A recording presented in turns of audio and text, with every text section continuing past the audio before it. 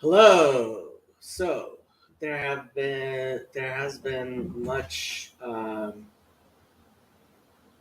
question about what exactly we're doing here. Uh, competing streams. Who's compete? I didn't see any other streams. What other streams are there?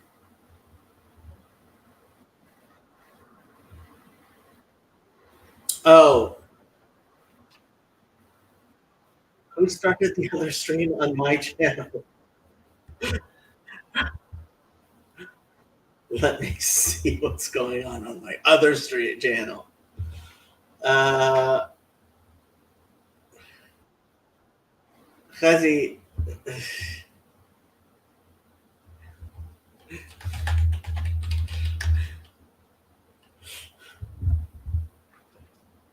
uh, the guy's funny, um, and he's using the wrong. Which? What is he doing? Chazi,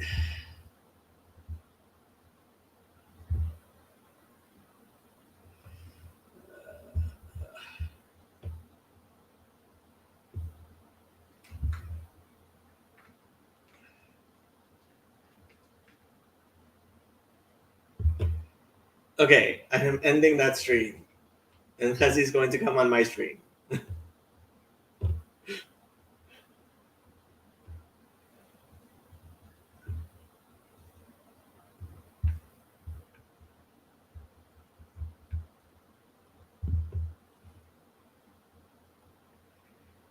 Uh,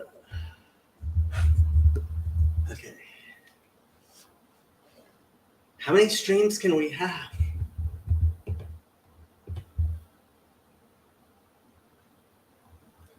I thought like some other channel started a stream.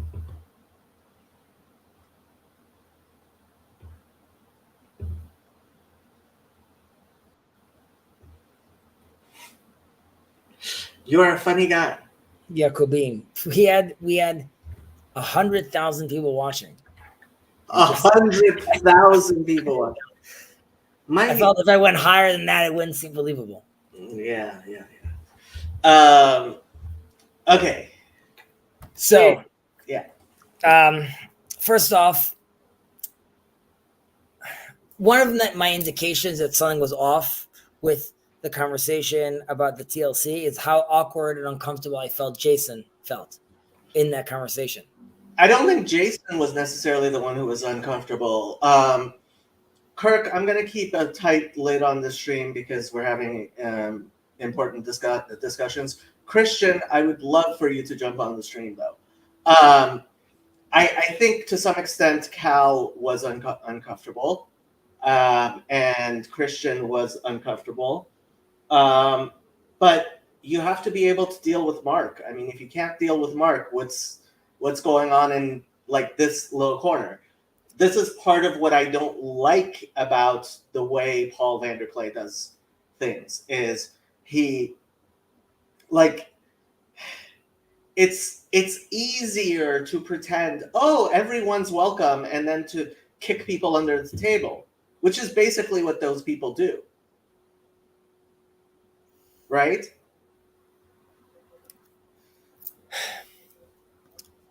I think.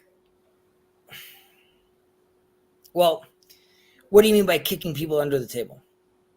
I mean that nobody's going to straight out say, Jacob, you're not a Christian, therefore you're never going to be on stage at one of the estuary stuff.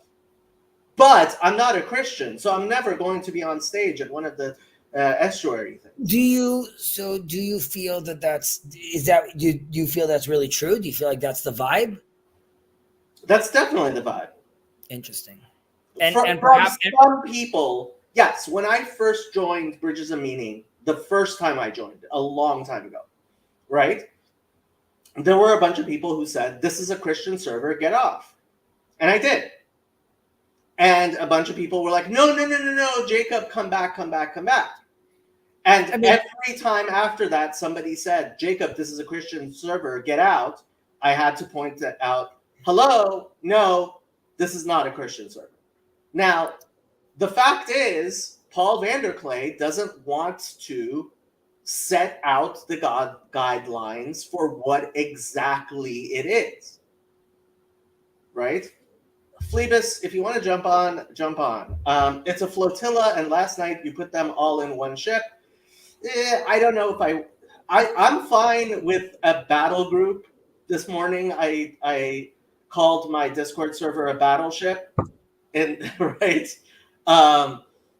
Well, that's in relation to what Yosef is saying, that this is a culture war, and like that was Schleif saying, yeah, that's it's a culture war, and it is a culture war. Let's face it, the reason we're here, right? What is different about Jacob's Ladder and the Federecci channel from like any other Jewish channel on YouTube? First of all, I don't know all the channels on YouTube, but I can't get this kind of interaction, right? So right, easily. Because actual Christians are involved in my channel, and why? Because they're looking for allies in the culture war. But it's unique in another sense because you have Christianity, and then you have how, let's say, how Jacob looks at it, how Chazi looks at it, how Yosef looks at it, how other Jews in your little corner look at it, and that is also like a very unique position again. But that's more specific. Matthew would love for you to jump on. I was thinking about, maybe I should listen to it again, my conversation with Paul, my randos conversation with Paul, and why I wasn't getting interested or involved in the TLC, and I told him that, or some of the things I was discussing, which were, yes, Jordan Peterson came up, right? But for me, I think I mentioned they're like a modern day Talmud.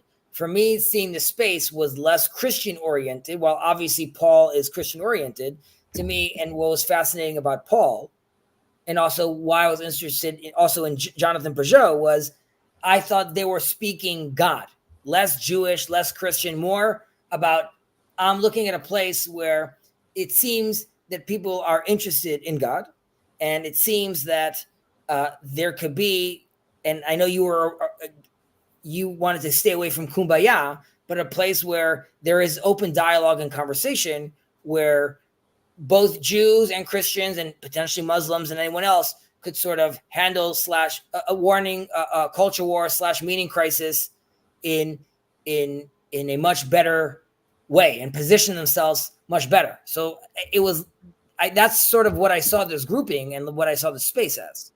I think there is definitely a lot of that. The part of the problem is the way Protestants function includes this idea of being winsome, right? Which is, oh, kumbaya, let's shut up and let's be nice, right?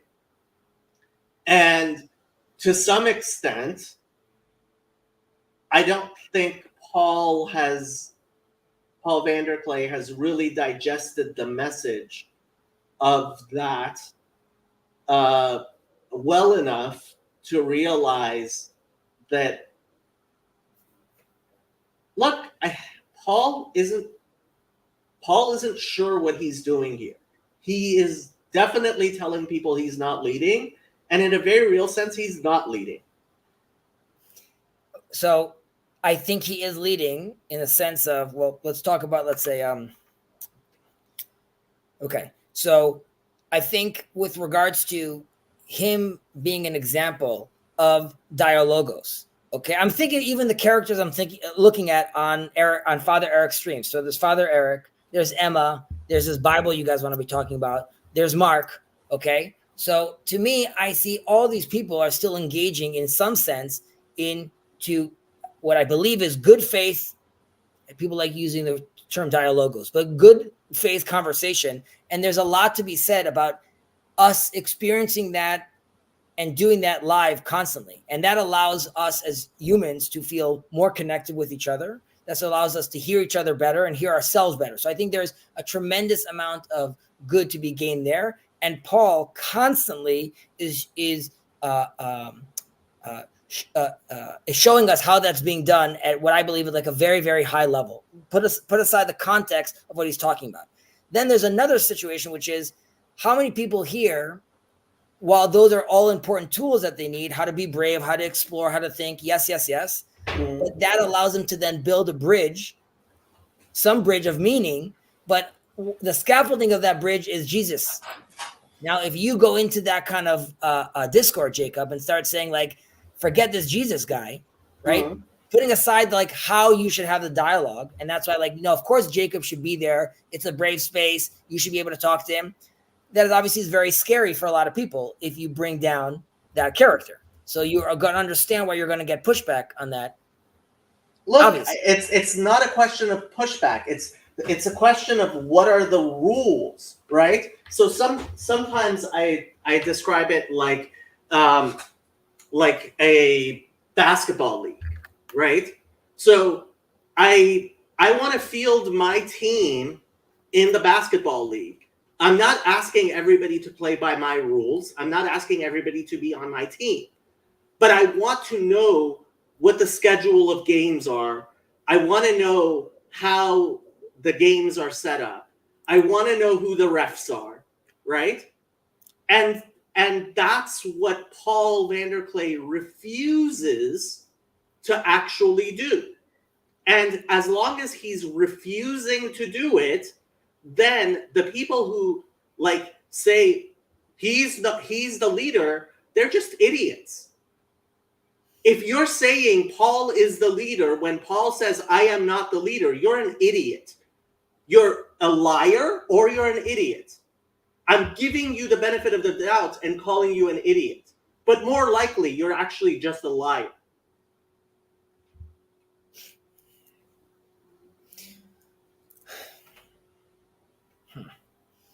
I mean, I clicked on Mark's comment over here, like, right, you're saying based on the analogy you were giving with regards to the game, right? Like, if we don't know what the rules are, we're just, all of us are just standing on a court right now, not knowing what to do in a certain sense.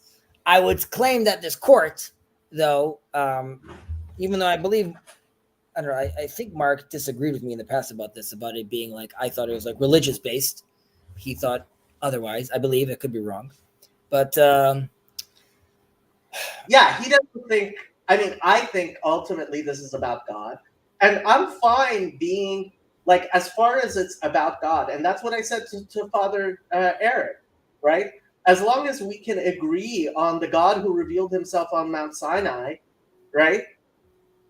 I don't need a vaguer telos than that for us to be able to agree to something, right? I mean, both, because that concept should be enough inertia, both for Christians and Jews, to still develop something like a fountain of comfort, and right? Hopefully Muslims as well, and Muslims as well, right? So that shouldn't be an issue while excluding the atheists. You have to be able to draw lines. But going back to the tractate in Megillah, right? Like, who is the atheist, right? Is it the person that doesn't believe in the man in the sky, or is it the person that is, anti-religion? Because is so like John Vervaeke, right? Should he be excluded? Well, he doesn't call himself an atheist anymore. I know he doesn't. He calls himself a non-theist. Hey, Chad, you're welcome to jump on. I mean, but that as shift, are you, Mark, by the way. By the way, that shift, right? So Mark says you have to exclude someone, correct, which I understand. And that goes back to, I know Mark is a big fan of your rules on your Discord, right? With like all your 17 different like levels of like angels and demons and stuff you have over there. So I get it. And you could say the move that Vervaeke's doing over here, calling himself a non-theist, right? Sort of lets him still stay inside the group, right? Because he's not an atheist. Yeah, okay. So I hate to call him this, but I view Vervaeke as a useful idiot. He is somebody who's like helping the atheists come off their, get out of the tree they found themselves on as far as atheism, right? and so he's useful for me. Which Mark will say he's doing not through Neoplatonism, but through classic Platonism. Whatever you want to call it. Chad? I don't care. Hello, Chad. What up? Hello, sir. Guys. I appreciated your video today. Oh, thank you. Which one? the reluctant grouping. Yeah, the reluctant collective. Yeah. Chazi was streaming while you were premiering your discussion with Neil. I actually want to talk to Neil. Neil sounded really interesting. Sorry, Chad, I didn't know that. No, it's all good, man. It's like this. There's no timeline here. This is like. Unfortunately, that was part of what I wanted to remedy. To me, I don't know. Like, you could try to mitigate some of the overlap and stuff. I understand that, but at the end of the day, it's the internet, and I can always go back and listen to a conversation that happened 5 years ago. Yeah, but look, I think there's a lot of us who would like to be respectful and not.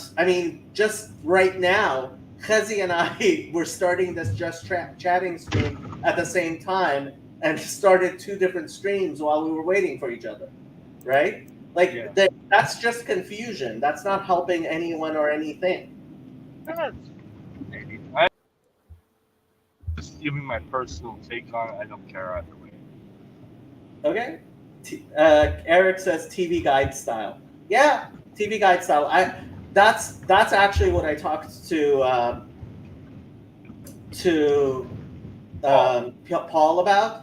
I was like, it can be like TVN, various pastors on at various hours of the day, and they don't have to agree, and people who like this can listen to this, and people who like that can listen to that. And that was actually the initial idea behind Randos United, the live streaming channel, was simply to let people pick different hours and allow there to be a single channel people could check to see when is there a live stream right now. I would say what I think is interesting here. We're talking about over here having some sort of, obviously, like Mark mentions over here, coordination breeds cooperation, but that needs structure, right? So what I see myself liking, and Chad was talking about in his little presentation about we're playing Cowboys and Indians. It's not PC, Chad, but cops and robbers, and we're playing a game over here. We're playing a game in a certain sense. I'm thinking about the Marvel franchise, okay? And in the Marvel franchise that have, 30 movies today, in movie 22, they make reference to movie 3. Now, when I'm seeing Chad talk over here, or I'm seeing Grim talk over here, and he references the John Vervaeke thing, which references the Jordan Peterson thing, and people are aware of that there's this whole web that's happening, and you're being woven into a story in a certain extent. And I think that is A, very intriguing, B, that allows you sort of naturally, I know we don't have a quote unquote leader, but you are every year and every moment and every new piece of content you put out, slowly but surely is creating this web. Now you could look in a year from now potentially and look back and be like, so what did we actually create? What do we have? And you might see okay, these are terms that repeat themselves again. These are topics that go over again. Now you don't want to be stale, but in a certain sense, you are still building the franchise, and you have different characters, and they have their different arcs, and you have different concepts that are still. Okay, but you have to actually do that. Grim says, "What about the war for the best time slots?" And I think that's actually a very salient question, and part of the reason why ultimately I thought we need 3 different channels, so there's enough bandwidth so that basically we're not fighting over time slots and stuff. But this is stuff we just need to talk about and hammer out, actually. Yes, Manuel, how are you doing? So, I want to share an insight I had today, right? Because, I know I went into Kazi like a while back. We got into this argument about a bunch of things, right? And I was talking about spirits, right? And how Relevance. things. Well, yeah, but also about spirits, I think. But like about how they allow things to be and how they can be generative, right? I think generative was Generative. big word there. And I had a discussion with Theo today, like not because I wanted to, but because like there's the spirit floating about this discussion that's having been had here and I've had there, and then there's all of this energy that gets put into people's systems, and I came in there and I'm like I have to relate to that energy, right? And I the boogeyman, right? Like I feel like I have to defend a bunch of things, and like I'm trying to recontextualize it, and well, all the things that I do, and like after it's been going on for a long time, and I'm not getting anywhere, right? Like obviously there's some value in doing it because like it formulates thoughts in my head and all that stuff, but it doesn't go anywhere, right? Like nothing gets resolved. Like nothing happens, and I'm like, I shouldn't have done this. Like I think this was a mistake. Like I literally think that my participation in this was a mistake. Like even though I had good intentions, and I misunderstood you. When you say participation in this, you mean the conversation with Tayo, or like this? Yes. Gotcha. Well, okay. also, like I'm worried that my participation right now is going to be a mistake, and the reason that I'm worried is because I want to do good in the world, right?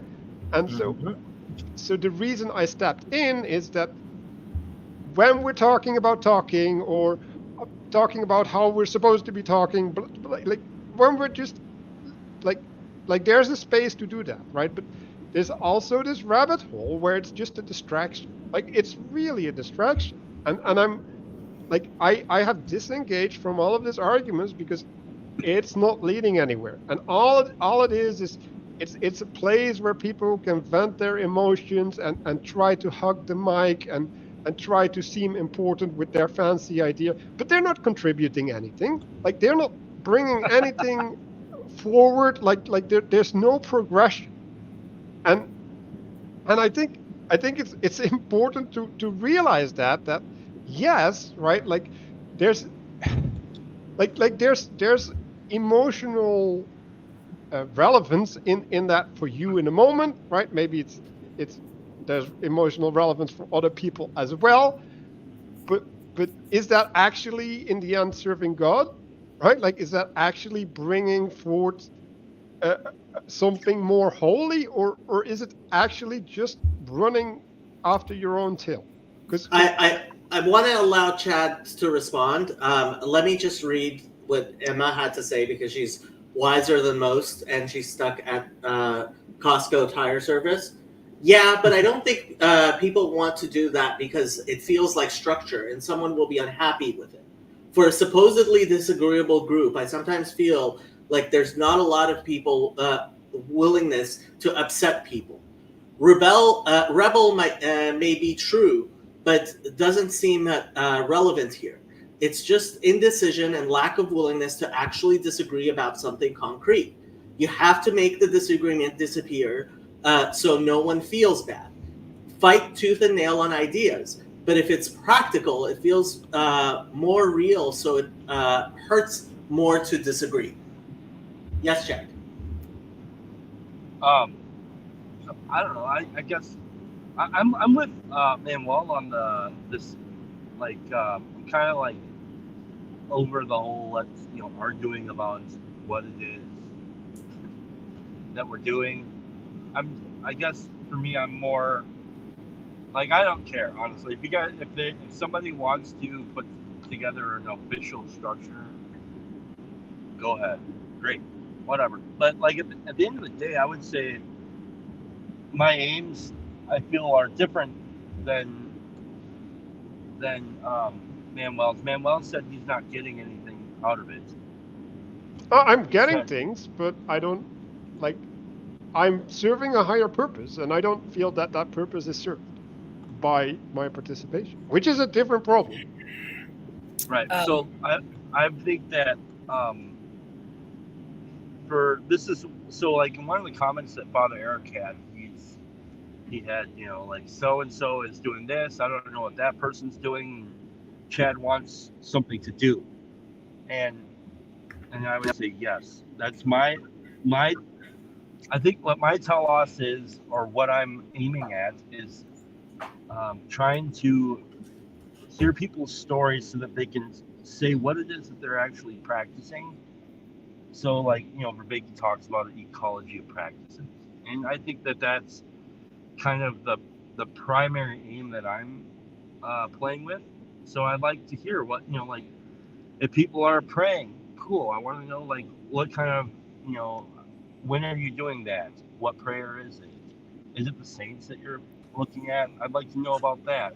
So I'm interested in what people are doing, um, like let's say from a pragmatic point of view. And I'm not actually looking at getting anything as much as I'm looking at trying to highlight those things so that other people might be able to pick up those tools. So for me, that's what my primary goal is in this whole thing is how can I be of service. Sometimes it requires me to be a goofball and to be silly and funny, and that also allows me to enjoy my time here because I don't find it useful to be serious all the time. So I would say like Manuel, you've helped me. You know, you've given me some language to work with things. So I would say you might feel like it's a waste of time, or maybe it was not good. But I would say like you've helped me, just like a lot of people have helped me. Now I know that we would probably find it difficult to hang out with each other in like a personal setting. That's not really that important to me as much as I do see you helping people, right? And so that's what's important to me. As far Yeah, as well, but yeah. like there's a bunch of words, right? So like when you say practice, like a practice is not necessarily a good thing, right? Like practices can be bad. Of course. And helping, right? Like helping towards what, right? Like because sometimes people feel helped by something, but they're actually hurt by it, right? So like there's these qualifiers to these actions which are more important than the action itself, right? Because like everything can manifest something good or something bad, and Obviously. so it's not in doing something that you make something good happen or something bad happen. It's like where you're aiming at when you're doing it that allows them that to move towards what you're aiming at, right? Like so make telos great again, right? Like I think it's amazing because like the telos is that which justifies what happens before. And so like when you have a group, right? Like that group should be organized around the telos so that they can work together to manifest that. And then you can say, okay, this practice is good, or this practice is good in these conditions, and then this practice is bad because it's not contributing towards the intended goal. Well, like PBK has been saying, just like a lot of us have been saying, go to church. I like what Christian Baxter said.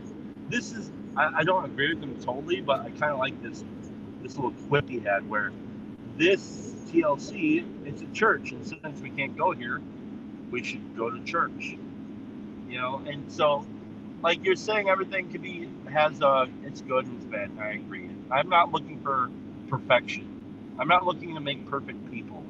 I'm not looking to, you know, I'm looking to try to equip people with something that they can see that maybe they're willing to try on. Like, hey, why don't you go out there and I don't know, say the Lord's Prayer over and over and over. Maybe that'll help you. That's something that I've done. It's helped me out a lot. I also, you know, grabbed an accountability partner from the corner we pray in the morning and we talk often. Like those are things that have been helpful. And Yeah, I don't know if and they're gonna that's work for not you you or going not. to church, right? Like this is But I do go important. to church. Yeah, yes, but like you're also getting something from the internet, which you're not getting from your church. That's why you're getting it from the internet. And so it's like, yes, you have to go to church or to chapel or whatever. Like But I also get it from AA. So what I'm trying to do is yeah, model but things the for people the that point don't have is, what I have.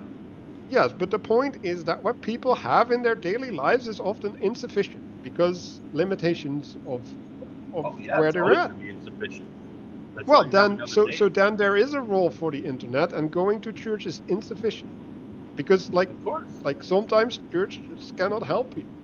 Like that's okay, and like I think there's something beautiful in that.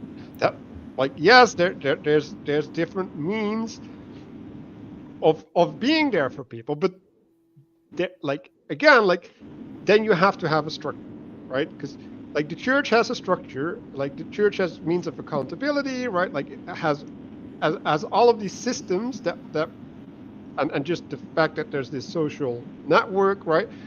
That keep things in check, right? Like that keep things pointed towards the right direction, and it has a shared telos, right?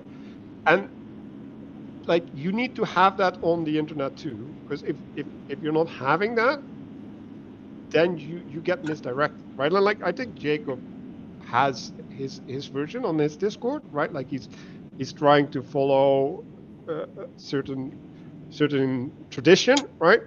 And I think I and Mark are trying to cultivate something similar. And like I don't really know what all these other people are doing, but like I don't have a good sense about it. But like I also don't know. But like if you want to have something, like you got to share in that, right? And like this idea. Go ahead. I'm thinking about this because this is a discussion that I was having with Jacob yesterday. So I feel that I'm in Jacob's little corner, right? So I have and Jacob's very gracious of this, but like there's a class on practical living based on the sages, right? And using that wisdom and doing that class specifically and discussing that and breaking that down and talking about the philosophy of that class and how we could apply it today. And then there is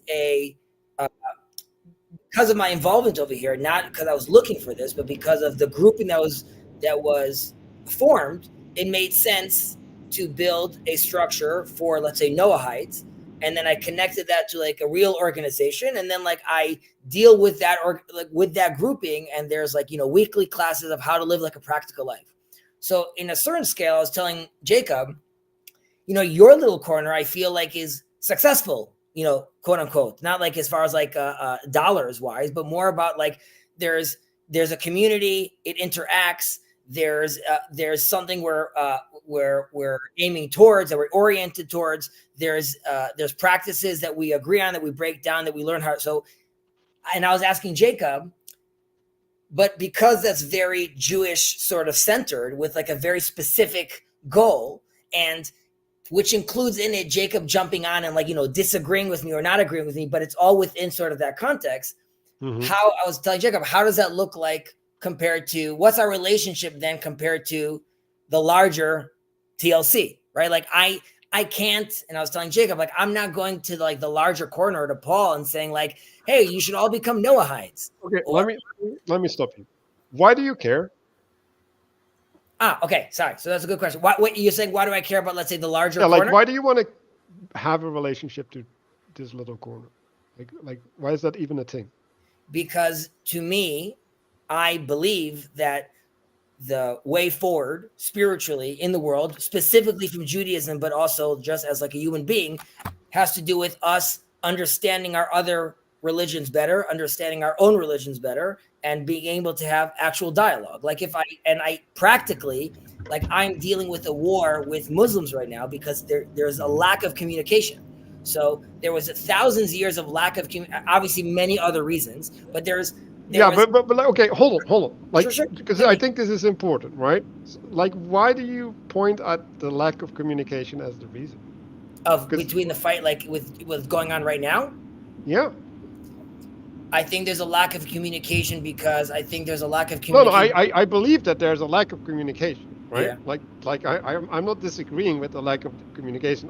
I'm wondering why you would promote that as the cause. Like, because I don't think that's the cause. Like, I think the lack of the communication is a consequence of some other spirits, right?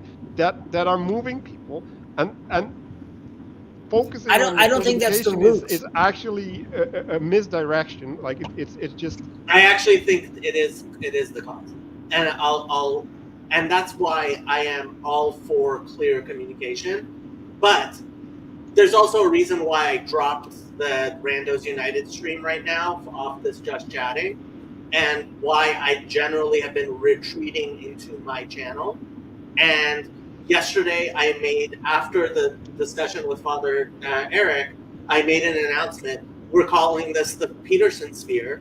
And we had a little tiff on my Discord in which somebody even left, like one of the mods on my Discord left because I said, hey, if you don't like Peterson, like, what are you doing here, right? And look, ultimately, yes, I want something done, right? I'm done talking, and there's and that's why I did Fountain of Comfort. That's why I basically pulled out of Randos United, right? I am done with the sitting around talking, discussing what's going on. Was very, very helpful and important when I didn't think that I understood what some of the very important problems are. Now that there are actually important problems, the people, and I have to say, people like the Marylander is the number one type of person I don't want in my circles, right? Is somebody who demands that all we do is sit around and talk nicely. And it's like, F off. Yes, Chad. So, I guess when like the model I like to look at, obviously, is the 12-step model. You have to ask, why does it work? And it's weird because it shouldn't really work.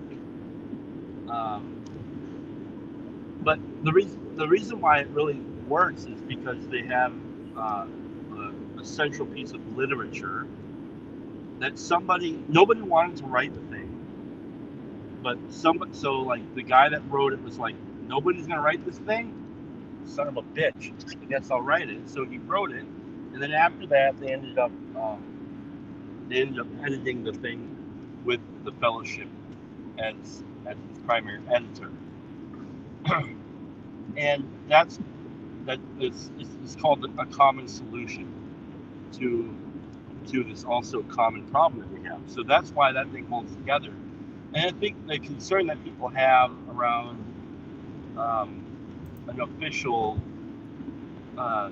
this little corner of the internet is that we don't trust each other, and because we haven't actually laid down any compelling ideas to each other that we would agree on, that are going to cross the lines or cross pollinate, I guess, in a way that we trust each other. That's why people are like, I don't want Jacob running the show, because look at this guy. Or I don't want Chad running the show, look at this idiot. Or I don't want whoever, because this is, so that's the biggest issue. Chad, but Paul doesn't do that though. Right? That? Like, I'm looking at what Plebis says over here, then why do we care what Paul does? And he might be like what he does in the end. My point is, and what I was telling Manuel is, when I see Paul interacting with all these different kind of randos, and specifically like even with a Jew, to me is, how do I model that? How do I see more of that? And that has to do with the communication. How am I doing that with Muslims? How am I doing that with Christians? How am I doing that with other Jews? And to me, that is, it's not necessarily a call to action, but what I'm interested in still developing is seeing, and I don't know. And Manuel, you could be like, and that's frustrating for like. I'd really love to see Paul Vanderplay actually write a book lays out principles for that is a highly compressed version of what it is that he discovered in his experience with us here. I think that would be great. And maybe he will someday. I don't know if he's the right person to do that. Well, I don't know. I mean, nobody else is doing it. Well, I am doing it, but I'm not taking his lead. Like same thing with me. No, I mean I basically decided, okay, Paul can do whatever he wants. I'm moving on and doing what I don't do. Right. Same for me. There you go. Right. So. And I think Paul has made himself obsolete, and he's made himself obsolete by. I don't think he's obsolete for Protestants, but he's welcome to have what he has. Like, I don't envy him what he has. I was hoping that when leadership became necessary, he would realize that he is the leader and accept that leadership. And when I got a question on this. When he said he's not the leader, I was like, okay, you are not the leader. Goodbye. Okay, I just have a question about the let's see, what we would like out of the ideal leader in general. Like what is it that you want from this ideal leader? I want him to say, "I am the leader."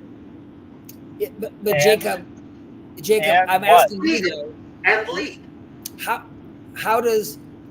What does leading look like to you? That's what I'm saying. What does leading look like to you? And I ask this from, let's say, from your Jewish little corner, right? Because like, how does that look like that he's leading, and where is he bringing you with your own mission? So exactly what happened with Rabbi Yitzchak on my Discord. I appointed him Mara De'atra, and he's actually been saying, like, including today, saying to me, Jacob, like, that's not halachic behavior. He told me to basically shut up. That was leadership. I think I have a lot of disagreements. Like yesterday, when he started talking about Rabbi Yoelish, the way he started talking about Rabbi Yoelish, like I almost kicked him from my Discord. But he's the rabbi. Yep, that's what leadership is, and like also leadership by exemplification, right? It's like, okay, like you get criticism, you go on your knees and pray, and you make sure that you integrate that criticism and come out the better person. Like that's also leadership. Like, I mean, so again, Manuel, so why am I interested in like the larger corner? Because like I'm very comfortable, let's say, in Jacob's little land for the people. I'm in it for the people. I'm in it for the larger story, because to me, this is like a collective, which you could say like it's still like sort of running around with like his head chopped off. But to me, it's a very healthy collective compared to like what I see out there, as far as people getting together and trying to work towards something. Again, specifically from like as a Jew in a place where I see like semi-interfaith conversation going on. To me, it's unique. Now you could be like, well, there's a lot out there, and there isn't nothing happening yet. But I'm still here because I'm interested with the potential that it has, and I'm with you and Jacob, where I ask myself, so like when you say I'm here for the people, I'm like, what about God? Like, what does that mean? Upside down. Like, I'm here for the people because of God, because I believe. Well, then you're here for God, like, and you're serving the people because of God. Like you got it upside down, bro. Like, no, I don't have it upside down. It's always God, and God is number one. Now I'm using terms like, for example, I get a haircut. It's also ultimately for God, but it's also because I want my hair to look nice. But I can now frame it in, it should look nice because I'm a representative of God, and I should look honorable and look good so people talk to me in respect. So it's always God. And that's why in Jacob's little corner, it's a lot easier for me to direct it, because it's my tradition and the classes that I'm teaching and the practices that I'm teaching. In the larger corner, I'm not going around telling people, you should really be interested in, what this old sage said, because I'm not here to dump that onto people. However, I am interested when I hear Jonathan Peugeot say something that to me sounds like this maps onto my tradition. And if this is being taught to other traditions, I want more of them. I want more where I could keep on mapping more things on, so the conversation starts becoming a lot more familiar. And if I talk to Jason and I talk to Luke and I start hearing us both using terminology that he could be using from the church fathers, but I could be using from Kabbalists, to me, I'm like, okay, good. Like, we're getting closer towards understanding each other and bridging that divide. Okay, so I when I was on Vervaeke server, there was this guy, and he was considering going into the monastery.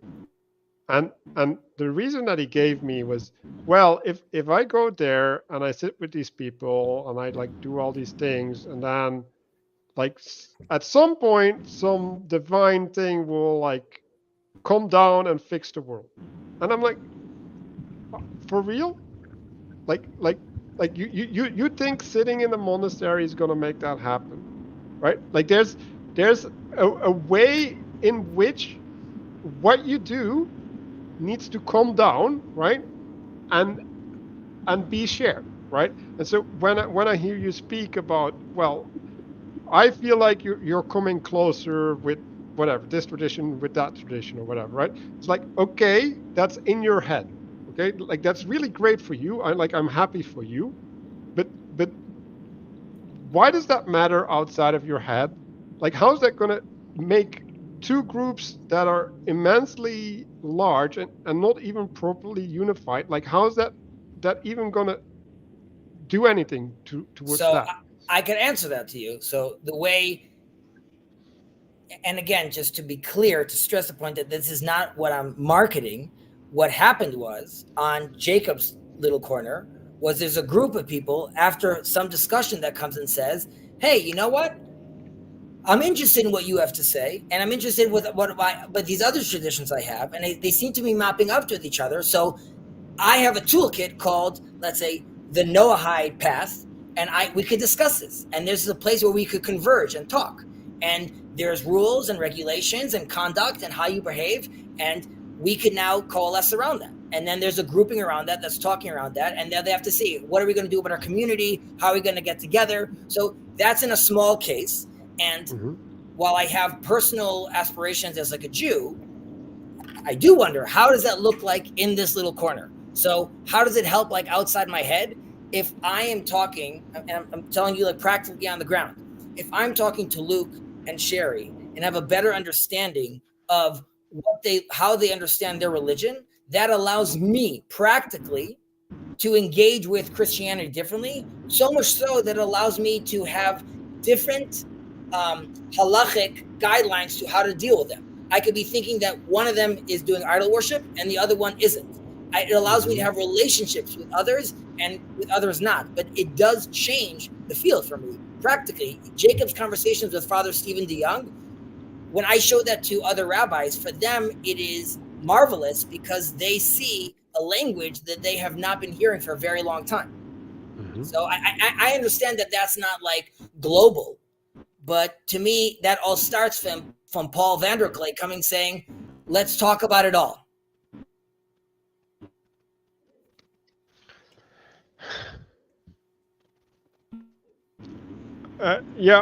Again, like what you tell us, like God is my tellus. Yeah, but okay, so like Chad has something he wants to say. Sure.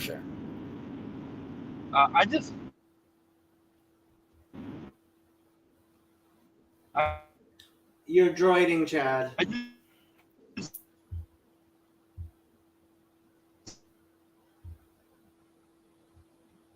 Very profound, Chad. I think that Well, after Chad added that to the discussion, let's go back to what the question actually was. Look, when it comes down to it, if you're going to actually be moving some way, you have to have direction.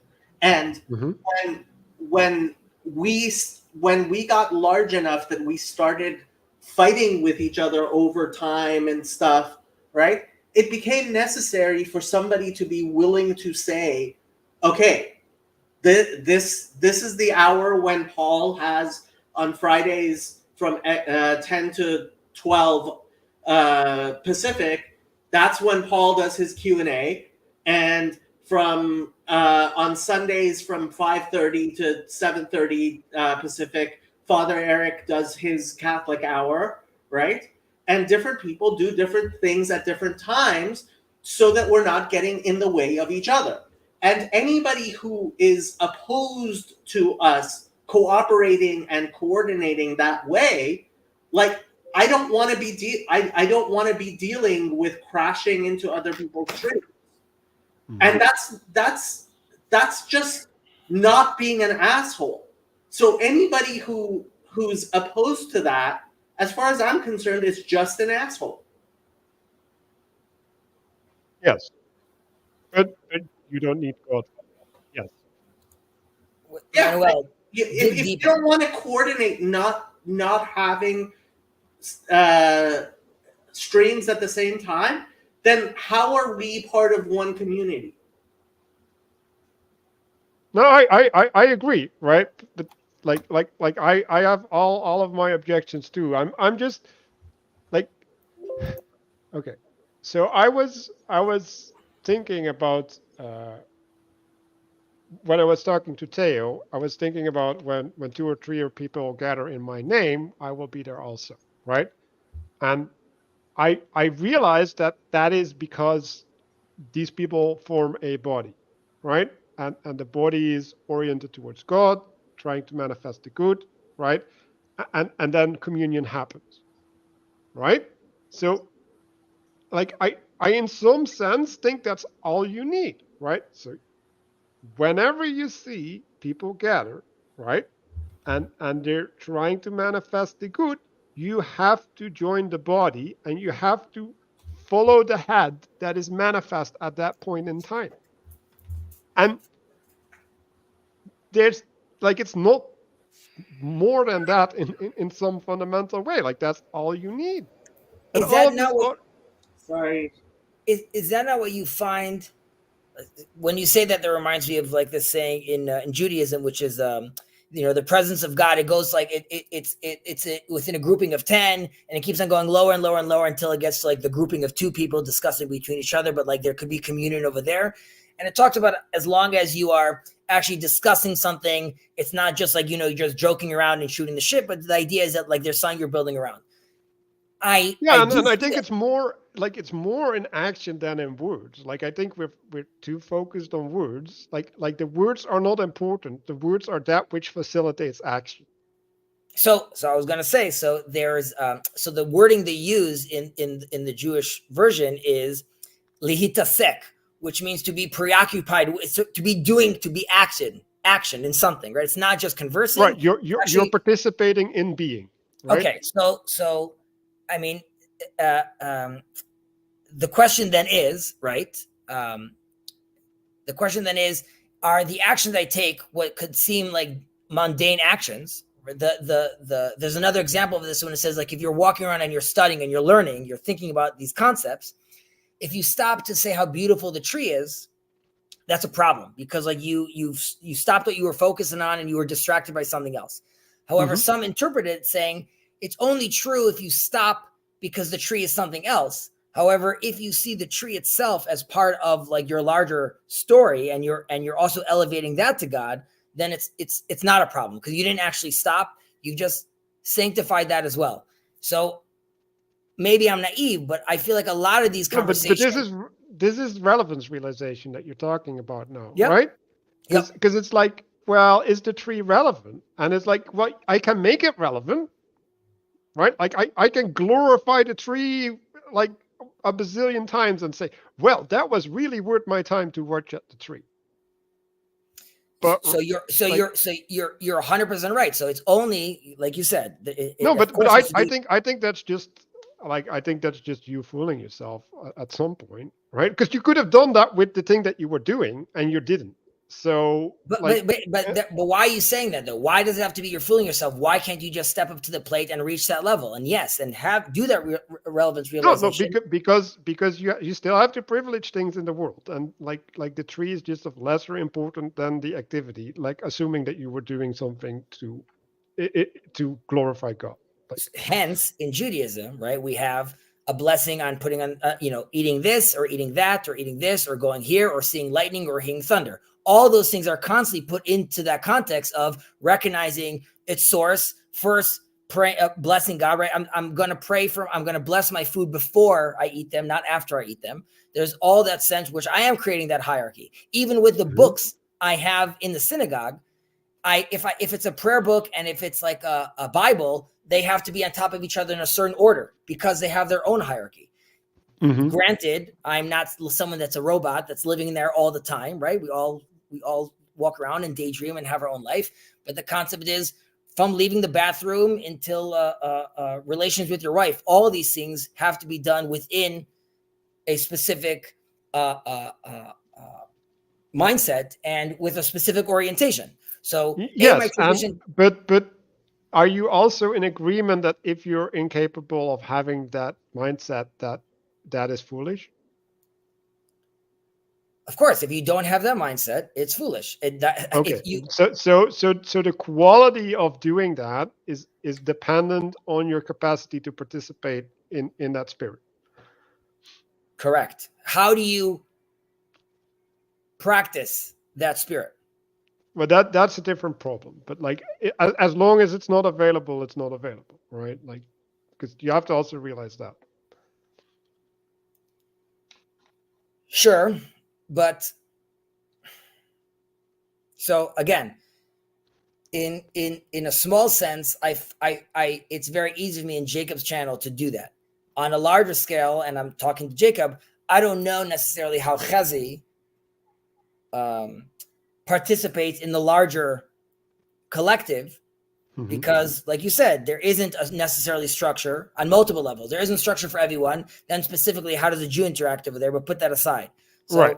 And we get into the participation problem that I pointed out, right? So you can provide someone with the right pattern, right? But if they cannot make a connection to the pattern, it's might actually be evil, right? Like it might actually be detrimental to them instead of good. Yes, but that would still require though. So while I could, let's say, have the Noahide class, which talks about how you apply these things practically, and then I have another class which talks about what these things actually mean, right? So you could actually work on that connection. So here you should be practicing A, but throughout the week, we're also going to go by like when I'm practicing what I should be thinking and why these things should be making me think about this thing. So obviously you have to be doing both of these things. So there's a place for talking and discussing and ruminating on these ideas. I would agree with you if it was only that. If there was no application, then obviously it's you're stuck in a loop. Well, but okay, but like I don't want to disagree with what you're saying, because like I believe the tradition and everything, right? Like I'm not going to disagree, but the problem that I and Mark have been focusing on, right, and like the problem that whatever the space is dealing with is that there's a bunch of people that are not fit in that structure, right? And that set of problems is different. Like I agree that if you have this perfect culture and like you have this whole social framework that is set up to support the communion and education, like perfect, amazing, do that, right? Like no criticism from me. But if you don't have that, like you're still a person, like you still have to walk the path, and there's like that's completely different, right? And that's why we came up with people having a meaning crisis, right, or an intimacy crisis, or a faith crisis, right? And all of these things, they're the fact that there's a crisis means that there's a certain participation that they cannot connect to, right? And part of that is that people can't bind themselves, right? So they when you're in the community, you're bound, and that binding gives you the ability to be informed by wise people, hopefully, right? Because that's what the community provides, and that's why people should join a church or whatever religious structure that they can fit into, is because like that structure will make you a better person, right? Like it will form you out of your individualistic mindset, right? Like it will work on your materialism, like it will transform you. But like that transformation needs to be contained. And if you don't have a container available in your daily life, or the container that you do have available in your daily life is insufficient to reach you, because like it's not necessarily capable of making that connection, like you were saying, Kazi, right? Like these rabbis, they're hearing things that they haven't heard for a long time, right? So there's this lack that is manifest, and that means that they can't reach people, right? Like there's a translation gap, and like if you're saying, well, I'm here to facilitate that translation into Judaism, like that's fine, right? But like that's kind of what I and Mark have been doing, right? Like we're trying to facilitate that translation, or better said, it is receptivity to knowing, right? And then knowing in participation in being, right? To commune with the spirit, or the angel, or whatever frame you want to put on that. That that requires a certain receptivity, right? Like eyes to see and ears to hear, and that quality, that's what you train by the ritual, right? Like it's like you focus your attention, or with the practice, right? And that allows you to open up in a certain way, so that you can have a certain experience, and that allows you to access certain qualities of being that were were uh, failed to you before that. Was Peterson not doing that though for a lot of people? Like, you know, the pastors are saying, like, I'm not filling my church, yet this guy over here that's not, you know, not quote unquote traditional Christian, he has everyone's ears, and he's basically talking about, you know, Jesus or biblical stories or biblical figures. Peterson is too big. Even Paul Vanderklay is too big. Look, and to the extent that I've gotten to be big enough, as small as my channel is, that I can't actually like read every message that everyone wants to send to me, right? I'm too big, right? That's why I've made sure in my channel, as much as possible, to deputize other people and to get other people involved, right?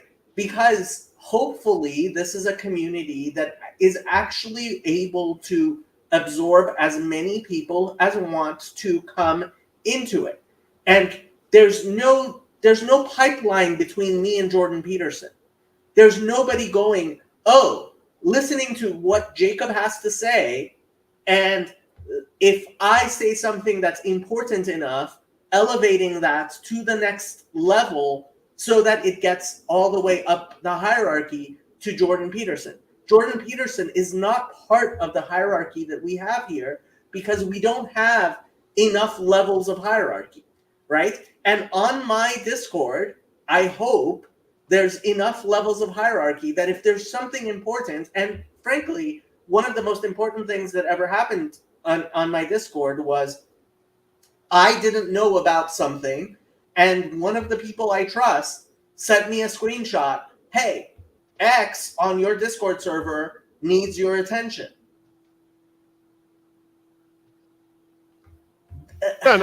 Having that sort of hierarchy, having that sort of structure is imperative to having an actual community with leadership. And that's why I keep on going back to Moses and Jethro.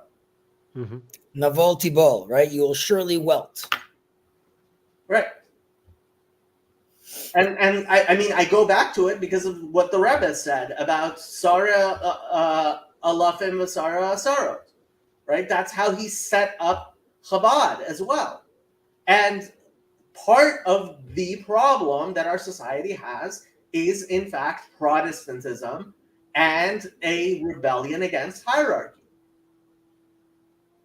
So I want to, Mark has a comment over here based on that, right? It says, no, right? It's just chaos.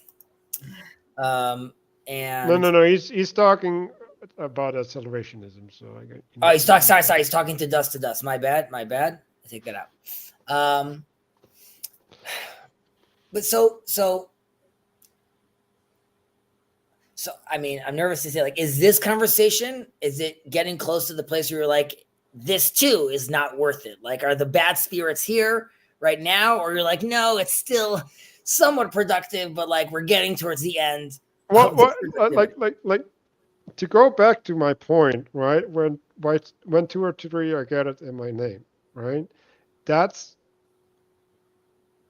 like I think that's all you need.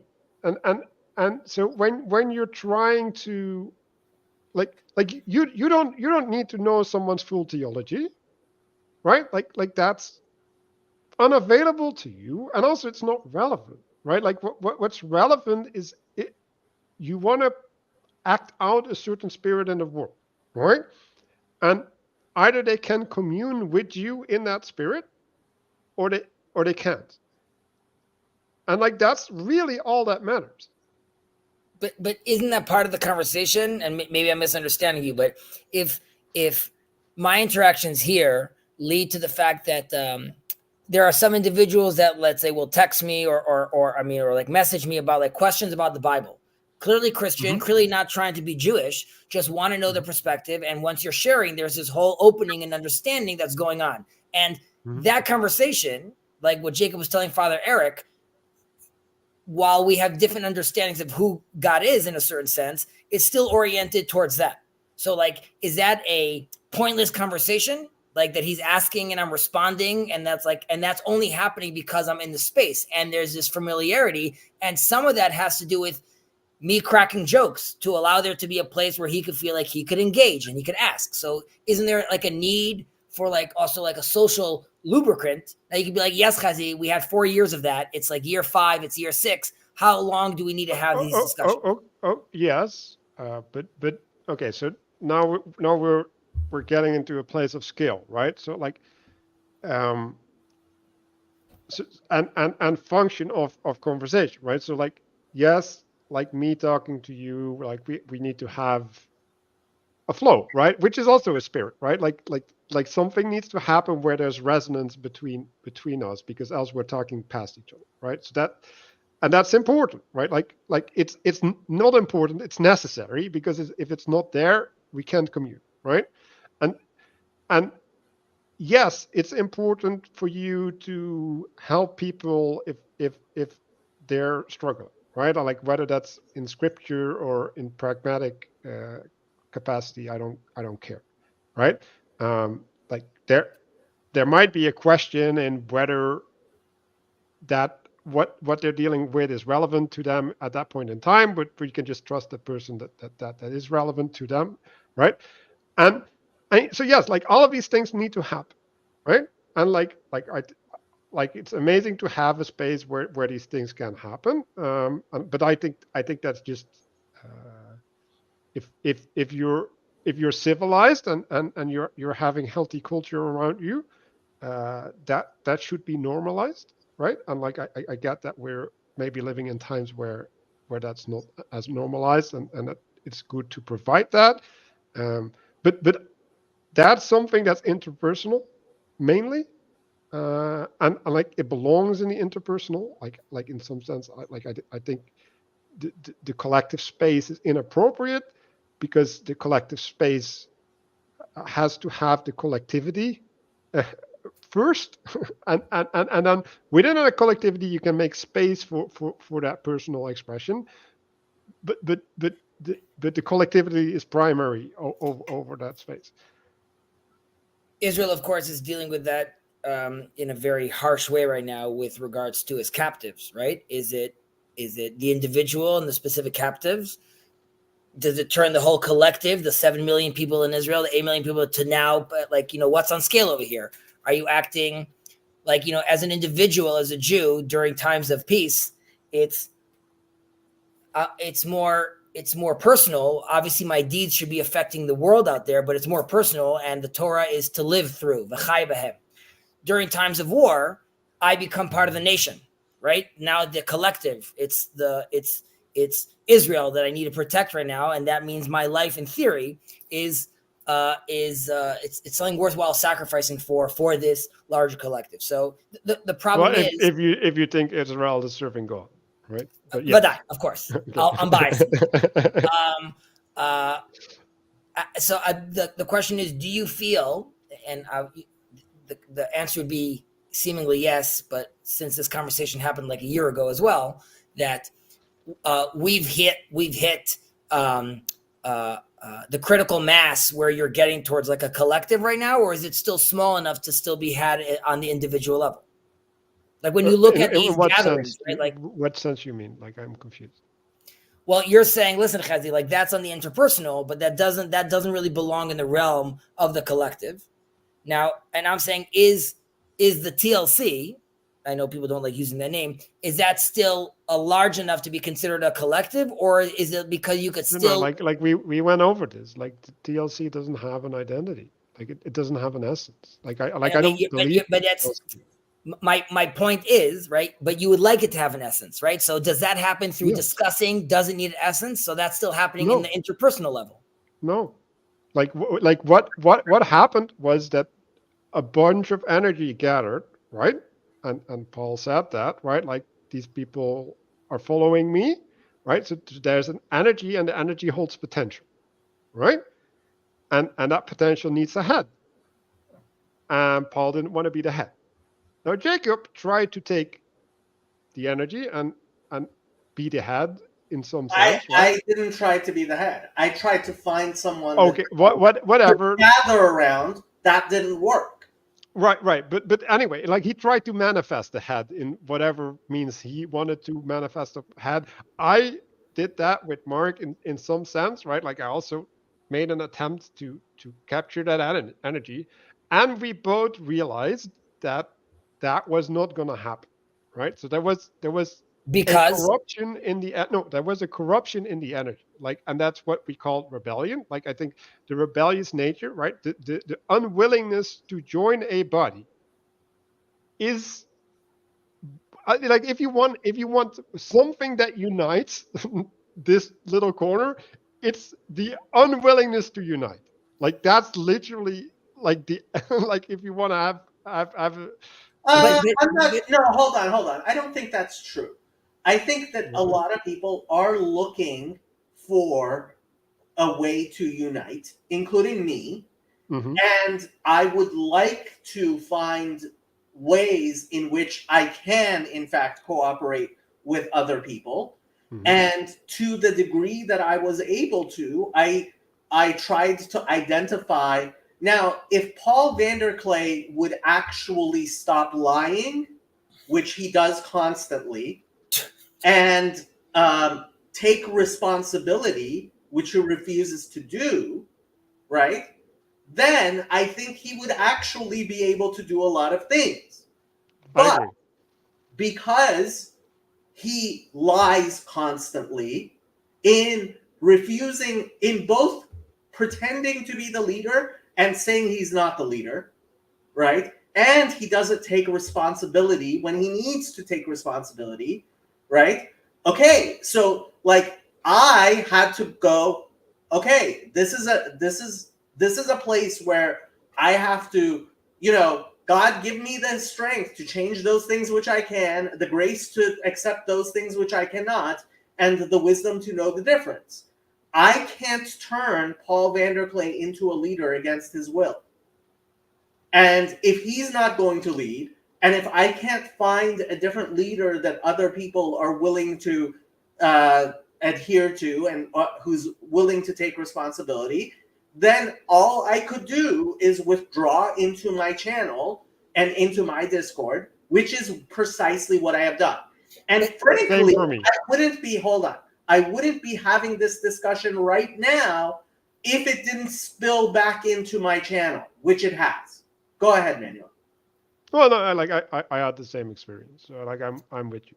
But I guess, and again, I'm asking. Okay. If PVK stops leading, I'll leave. He's already stopped. He will tell you he's not the leader.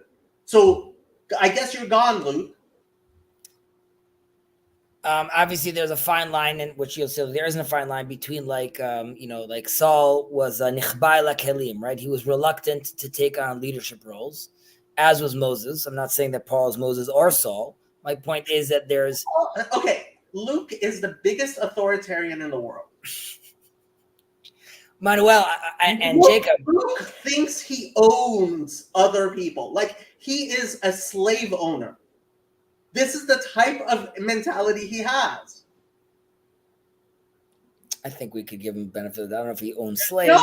No. Look, when Paul says, I am not the leader, and Luke dares to disagree, right? He's saying, I own Paul.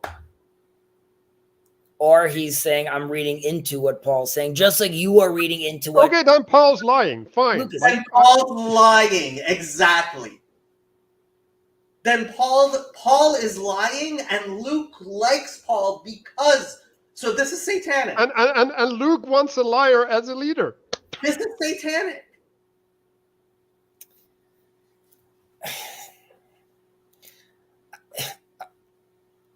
Just to focus on that sentence for a second. So Luke wants a liar as a leader. Let's say Paul comes right now and says, you know what, guys?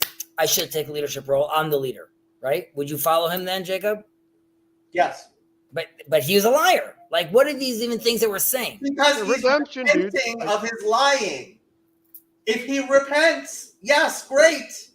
May he repent. So my question would be then, right? Because if it hasn't managed to successfully get to like a collective, which has like a telos, aren't we still in the interpersonal stage where like it would require discussion with Paul where he could repent?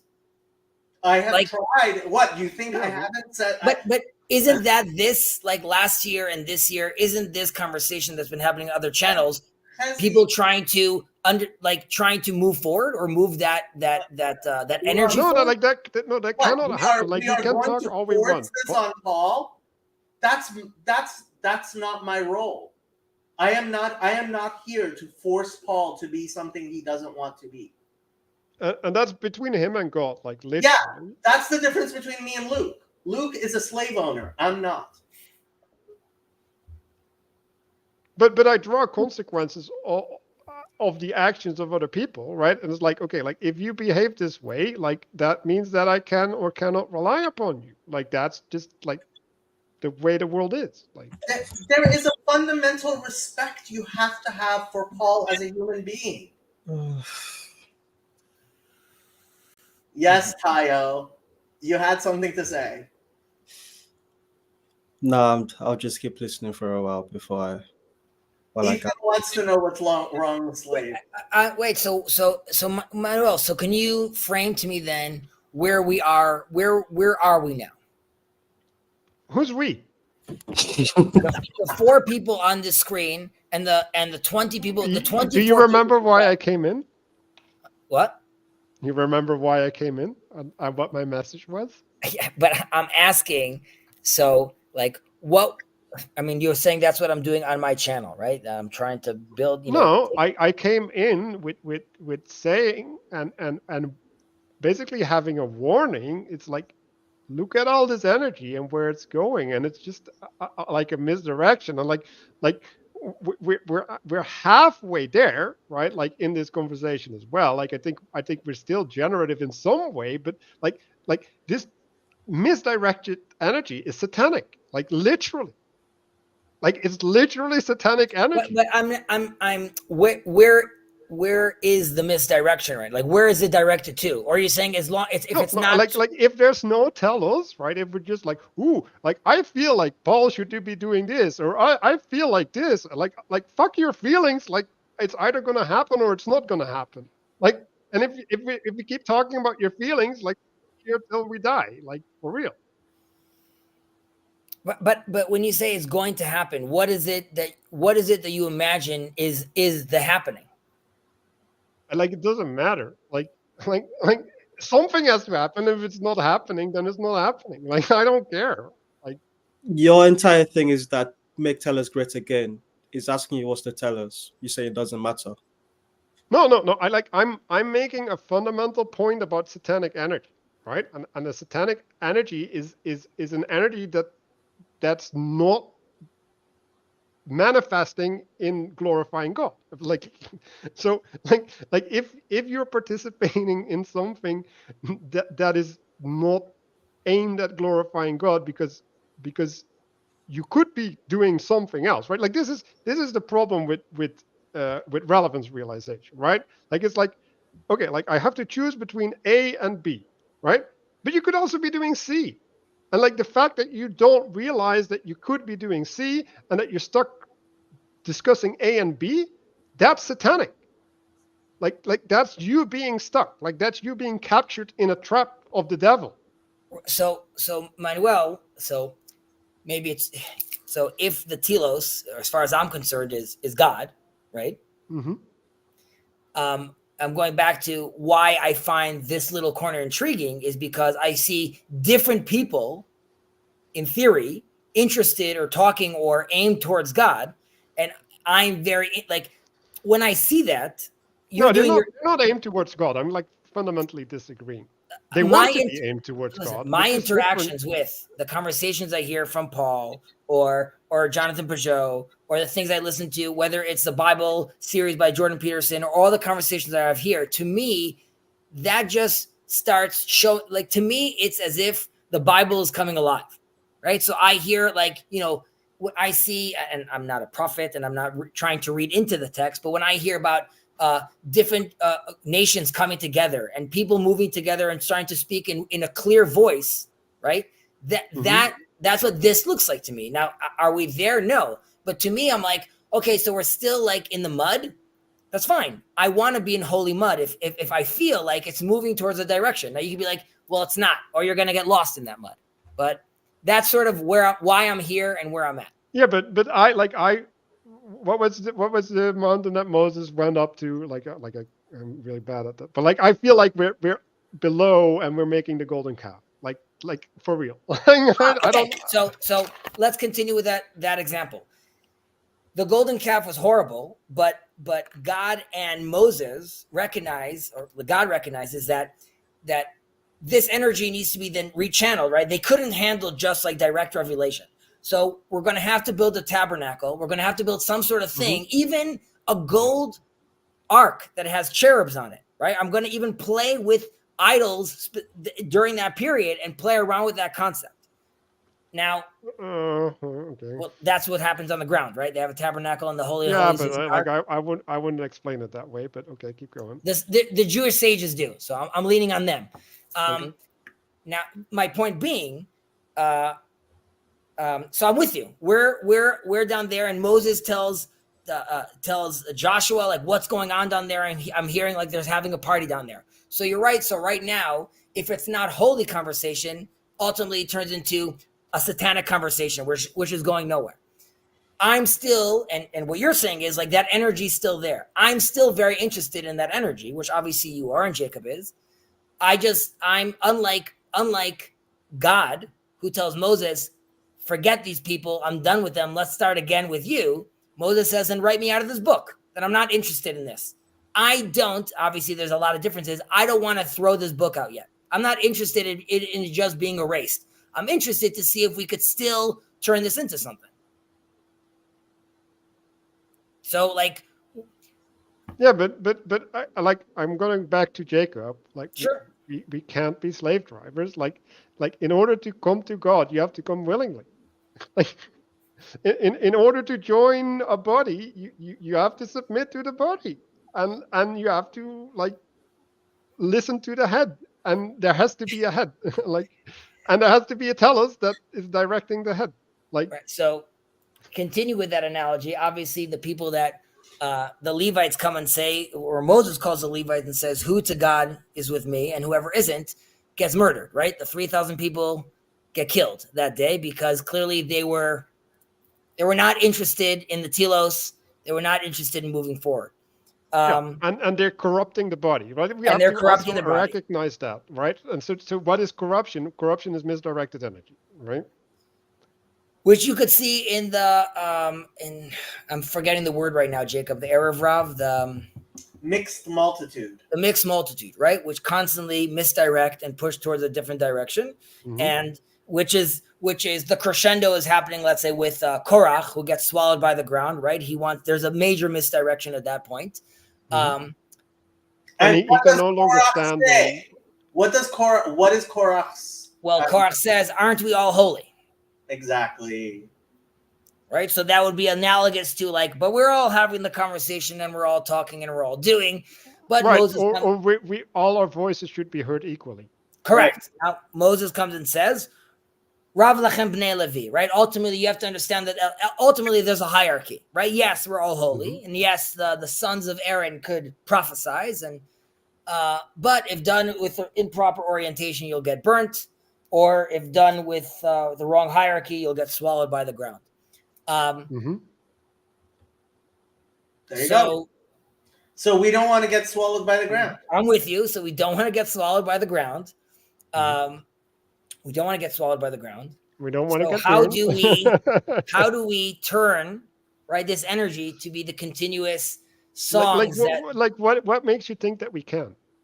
Because continue with this analogy, ultimately the descendants of Korach still end up singing at the temple. So there potential but all these people didn't enter the promised land, so like it didn't happen back then. Even Moses doesn't enter the promised land. So like what are you talking about with fixing this stuff? Like what makes you think that you have that power? Like, are you the slave driver that's going to enslave them all so that they follow your will? No, but I'm hoping that at the very least, this could be considered the copper snake, so they could orient themselves properly towards something and eventually move their eyes and remove the snake and look higher up. You want to be the sacrifice, the example on the cross? You want to be that? No. Well, because that's the copper snake that you're talking about, bro. Right. I mean, according to your religion, but yeah, I've heard. No, it's not. It's not a reference to the religion. Like if, like that, like Israel was the copper snake. Okay, like they made the mistake, and they're the example that we have to worry about. Okay, like they made the sacrifice unwillingly, but they are the sacrifice.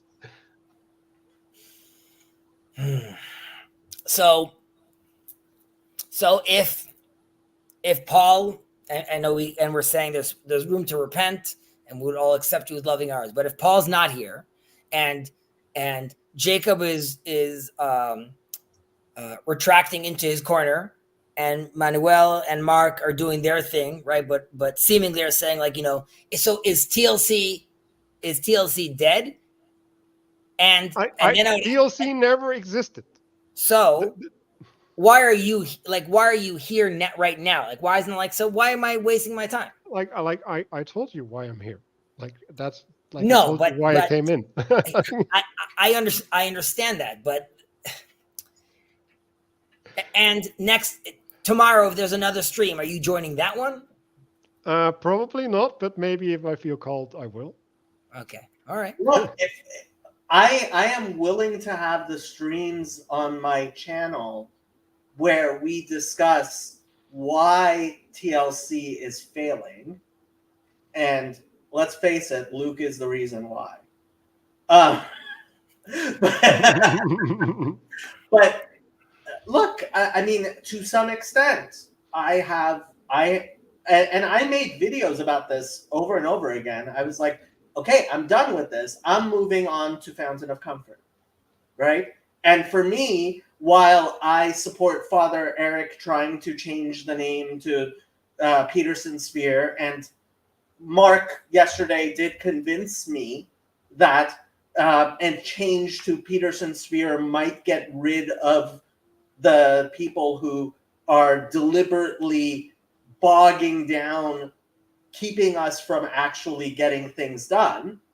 And I'm supportive of any efforts. If Paul decides to actually take leadership, if things on Grail Country actually stop being all confusion and chaos, if Father Eric or Mark or Pajot, or anybody else does something which I can fall in behind, I will gladly do that. Yep. At the same time, I'm not going to waste my time and money, and like I have only so many resources.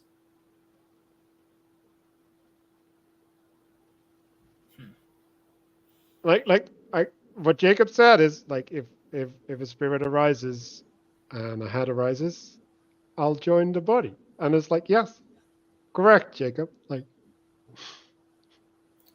Well, I guess that's also sort of why, then I guess why all of us are still here. It's sort of waiting around to see if this turns into something. Now, granted, you could be like, we could all wait around, or we could be proactive, right?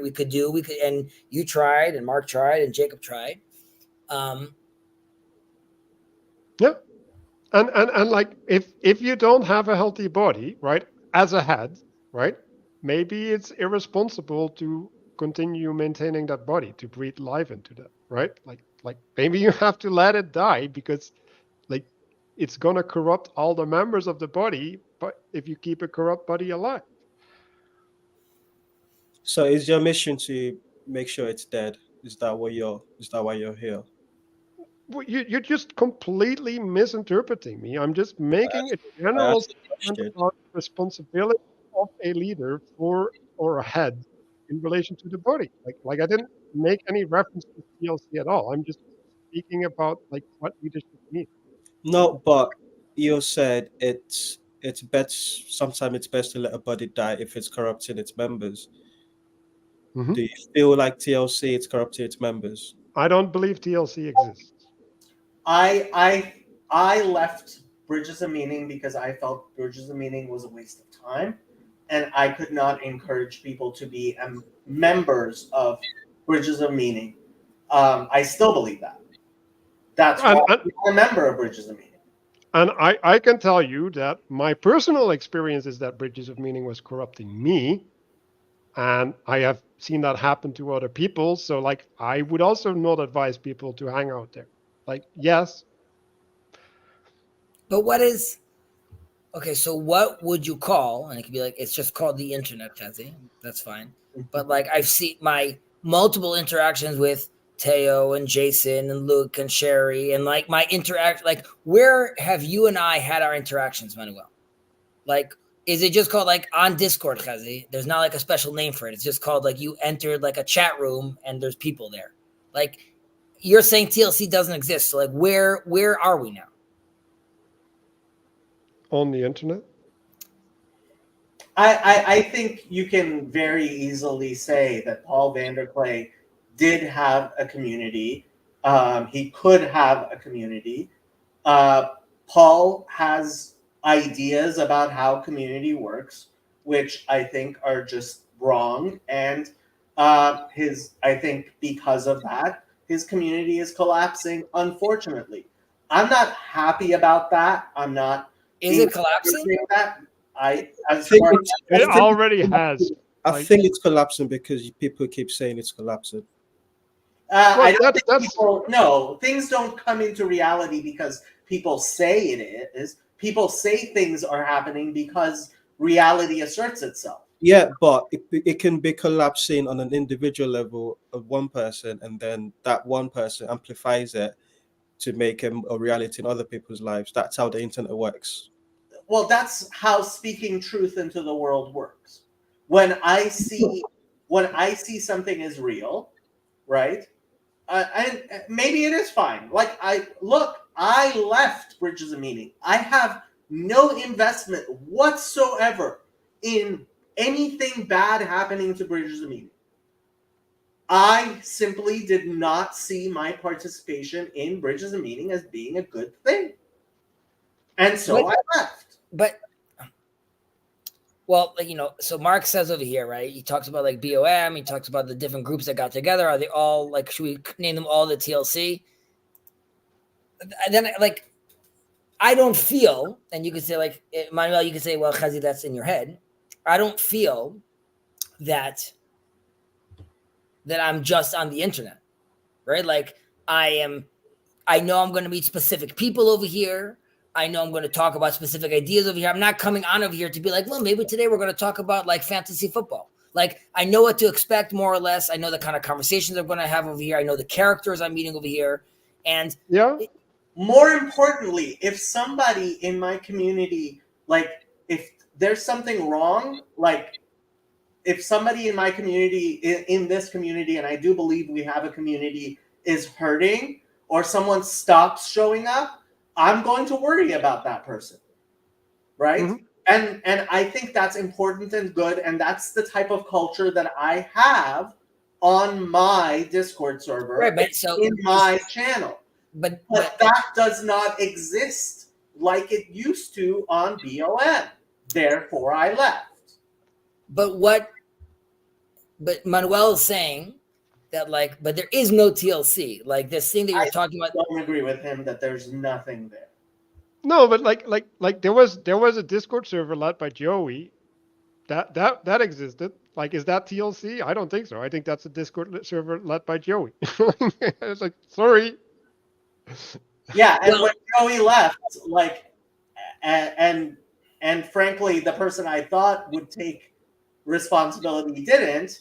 That's when it was like, okay, this is over. Bye. Why are we still talking about BOM as Well, Trey, that was That's Tyler. where I That was met a collective of many people. That's like where I adjacent. met you. no, Yeah. it wasn't, Jacob. I did not meet you on Bridges of Meaning. Like, it doesn't. Where It did doesn't. we meet then? Maybe you've yet to meet, and this is all in your head. It was all an illusion. His sneakers are still in my closet. Yeah. Throw them out, Teo, if you want. No, But- Jacob. What I meant by that is that there's been different iterations of this thing that's called Little Corner Peterson Sphere. This location on the internet where we all meet every so often. So it seems for a while, Bridges of Meaning was where a lot of the OGs sort of gathered and fostered a relationship that built the foundation for a lot of the relationships that people like me saw on YouTube was fostered on BOM. But then people like me saw you and a whole bunch of different characters on you as YouTube characters under the PVK umbrella, and that was our introduction to TLC. It wasn't through BOM, it was through you guys talking on YouTube, and then you started the Just Chatting thing, which was when I started to participate in it. So Why there's does this matter? Like, it does, because I feel like there's a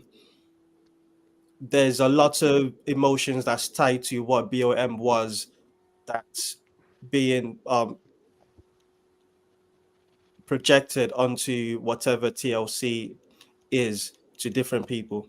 So I feel like for the OGs, TLC it's tied to BOM strictly, and yes, for you know, the golden calf was something to a lot of people. Like, it was really meaningful. Like, just like they gathered around it. Arguably, you would say the golden calf is more successful than what we're doing right now, right? They actually built something and did something, right? Yes, like give me some of that. Like, the golden calf actually made people sacrifice their gold. Well, you could say, right? You could claim that Aaron is Paul Vanderklee over here, right? He's hesitating. He's not giving straight answers, and because of that, he tells Moses, "I just threw the gold in the kelm, and this is what came out." Right? So you could say, like, with no orientation, right? You could argue, say Moses could say, "Aaron, if you at least oriented them properly, maybe we could have been in a better position," right? So, right, you could come to Paul, which Jacob has said multiple times, and that's why he's also already been fired. That, right, like, you are not leading us astray, but like you are being reckless with all this energy, right? If it's not going to be diverted, or if it's not going to be diverted properly, we're going to have an issue over here. We have an issue over here. I hear that. I think that already all happened, right? Like, I think that's all past tense. Like, and that's what Jacob is talking about when we're saying speaking truth. Like, I think Sorry, like. Yeah, I don't think I'm making things happen here. I'm just clarifying the fact that they happens to a lot of people who don't necessarily want to hear what is true. Yeah, So, that all right, wait, okay, let me. I'm trying to listen. I'm trying to understand what you're saying. So what you're saying is, because Paul van der Klee is reluctant to grab the leadership role that he clearly is in, um, things are collapsing under him. That's the premise. It might even be worse than that. I mean, I didn't make the analogy, but frankly, the analogy with the golden calf really does work. I'm sorry, Paul. If it like so, I mean, if you know the story the way we Jews tell it, right? A bunch of people came to Aaron and said, "Aaron, like Moses isn't here. What do we do?" And Aaron didn't know what to do, and so if you read the Hebrew very carefully, it kind of this golden calf comes out of the fire by itself. It's Yep. not that Aaron forms it, but it kind of it erupts out of the mob, right? It's emergence. And frankly, I don't want to be a part of a satanic mob. I will not be a part of a satanic mob. So if this is leaderless, right? If I don't know who the leaders are, if I don't know what the telos is, I am not going to participate in a mob that, God forbid, will turn into what mobs always do, which is murderous, idolatrous, and orgies. So Mark was talking about how like he doesn't want to be part of the TLC because like he doesn't want to hear that like one of the members storms the Capitol and now that's like this is involved with him, or you know that like you have a crazy member over here and there's an issue. And I would agree. You can do lower level stuff, right? It's like, okay, like let's say all of this is still going well, right? But there's gonna be psychopaths, and there's no way to filter the psychopath. So you're just gonna end up with a bunch of stress imposed upon you and corruption that's just gonna infest you. Chaos. So I mean, Tayo, you're letting the spirits, in Christian terms, right? You perform an exorcism and you let 7 spirits come in, right? That the parable that Jesus gives, right? Yep. If you don't fill it with a spirit of holiness, it will, in fact, become exactly the type of chaotic orgy that Luke is advocating for. and Luke, I would mention that like Luke mentioned that your spirit moves very well, nobody's going to control it. When the tabernacle is built, ultimately Moses is the one that has to construct it for the first time, take these abstract ideas that the Bezalel, the architect, built for him, and actually see if it manifests. And we only know in the end that it worked when Moses has to move away and the tabernacle gets filled with the Holy Spirit. But the reason it got filled with the Holy Spirit is because the structure was built properly, right?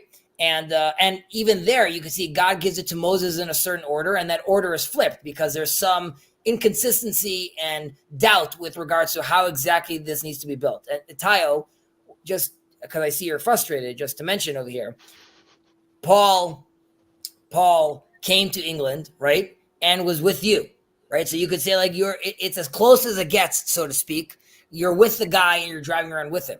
However, if he's not going to take a leadership position, right, and there's no boundaries, it could be to your meetups, right? Crazy people are coming that completely corrupt and destroy what that would have turned into, right? So like it's obviously, fortunately enough, it's still relatively small. So Breakwater or Chino or all these things are relatively successful, but as they grow bigger, right, that kind of as the issue everyone has with nuclear plants, right? Do we have a proper container to channel all that energy, or are you asking for another Chernobyl? I don't want to give up on the nuclear energy yet, though. I don't want to give up on it either. But again, I think we have to respect Paul in his independence, right? if Paul says, which he has very directly said, I am not the leader, like how do you square that circle?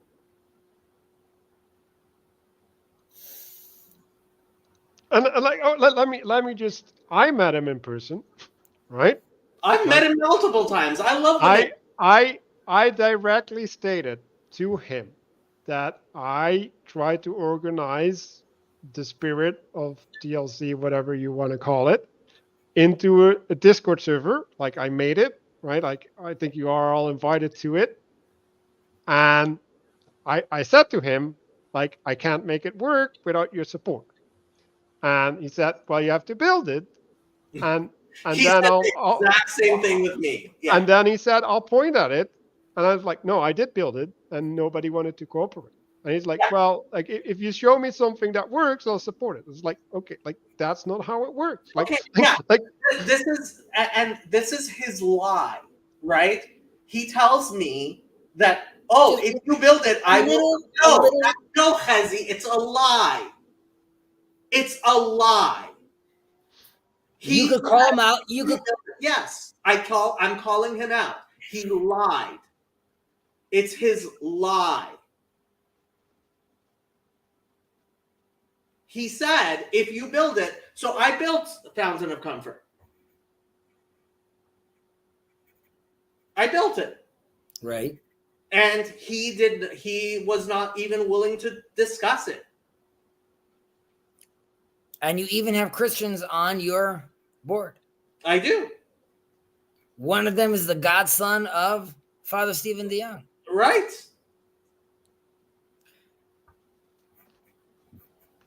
Mm-hmm.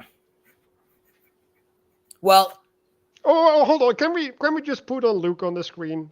Like let this awesome Christian that's so wholesome and whatever. Like this is what you get, right? Like, oh, I criticize Paul and like I am mistreated by Paul and this is the response I get. No. You have to realize Luke is very into personalism, except when he's not. Yeah, except when he doesn't like the person or what the person is doing. Luke makes a lot of excuses for doing precisely what he likes whenever he likes. It's confusion and chaos. Sorry. I love Luke, but there's a reason I don't amplify his voice, because Luke makes excuses for doing what he likes at the moment. I literally think that comment is just straight up evil. Like, sorry. Honestly, like this is the opposite of what Luke claims how he acts. Like he's like, it's all personalism and love until somebody complains about something he doesn't like. And at that point, you're just manipulative, right? Like you're just manipulating things into the way that you want them to be, or being human. Well, like fair enough, but I'm just very human. Luke is very human. Like I love him, but also like there's a reason why I would never place Luke in a position of authority. And also I can't trust him. Like no, like. Well, I would say that, and again, maybe it's again naive of me, but I look at this space as a place where trust can be built, trust can be cultivated. People can go through their waves of. I am very proud that not one person has been banned from my Discord server. At the same time, while Luke would be in yellow, there's no way that I'm going to place Luke in a position of authority. He's too incoherent, chaotic, and anarchist. First of all, potentially, he could also not be asking to be in a position of authority, right? It's not like he's like. Well, no. See, that's the thing. He says he doesn't want to be in a position of authority, but he always takes authority wherever he can get it. Could we just, at the very least, first of all, hello, Luke. I'm glad Love to you, have you Luke. over here. Could we just, I just want to just say, could we just allow someone to give the space to speak their thought, and let's just make sure we understand what the other one's saying, okay? And then we could crash or we could trash, just like, let's just, steel man right now, okay? Steel man mode. Dumb idea, Chezi. Okay. Just kidding. I'm just kidding. Oh, so first off, well, we've known each other forever. Like, I'm not trying to be mean, but it does come across as like you want what it really does sound like to me and to a lot of people, and people are free to say this, like you don't have to agree with them, that you want Paul to support you more. You don't like that your stuff hasn't gotten as much traction. You want him to forefront it. He doesn't have to. No, that's a misrepresentation. Like Okay. I don't want Paul to do that, but Paul is claiming that he would do it, and then he isn't. Right. That's different. Like, So What do you want him to do? I'm in a very similar position. I have told Paul, I like what you're doing. I want to support what you're doing. And he's told me that, I don't want to have control over it. So you do something and I will support you. And then I've done things and he hasn't supported me. So How do you want him to support you? How? Support. Specifics. What specifics? Specifics means actually pay attention to what I did and at the very least tell me how to improve it. I think if you gave him more structure, more containers, more explicit detail on how you want support, he'd maybe be willing to do that. But in the same token, if he doesn't like... Look, you don't own Paul. And I'm just telling you what I think. Yeah, I know, but you're wrong. Wait, Jacob. So let him flush it out. You'll tell him he's wrong. Let him just flush it out. No, Luke, hold on. Why is he fleshing out what Paul will and will not do? No, he's flushing out what he thinks. He is just expressing. yeah, but he doesn't get to talk for Paul. Let Paul talk for himself, please. Like, for real. Yeah. What have you guys been doing? You haven't been talking for Paul and what you think he's doing and all his intentions for the past hour? I have given you not things that actually happened and things that Paul said. I would never talk.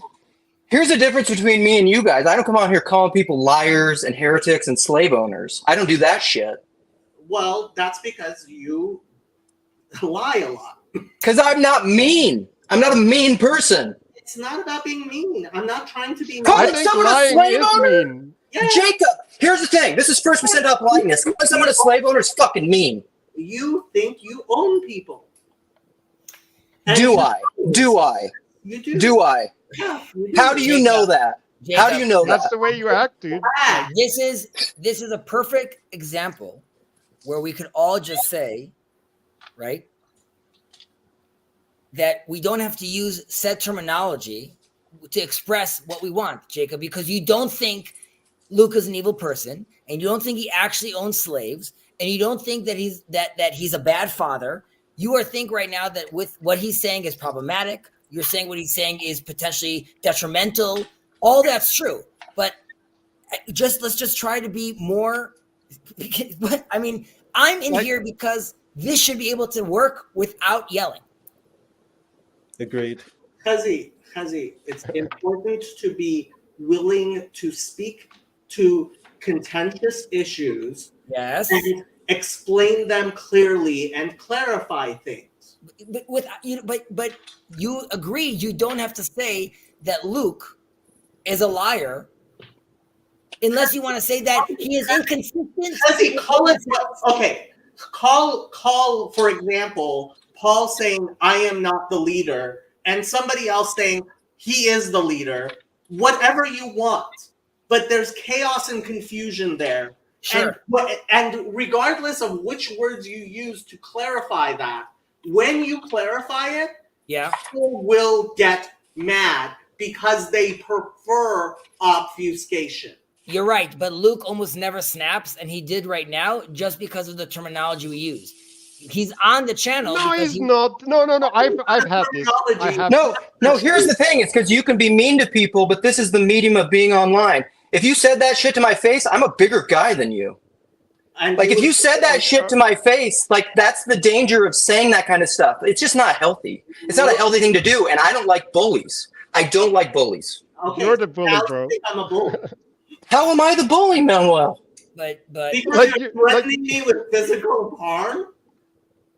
Who said that kind of stuff all the time? That is a real. I'm not saying I would do that.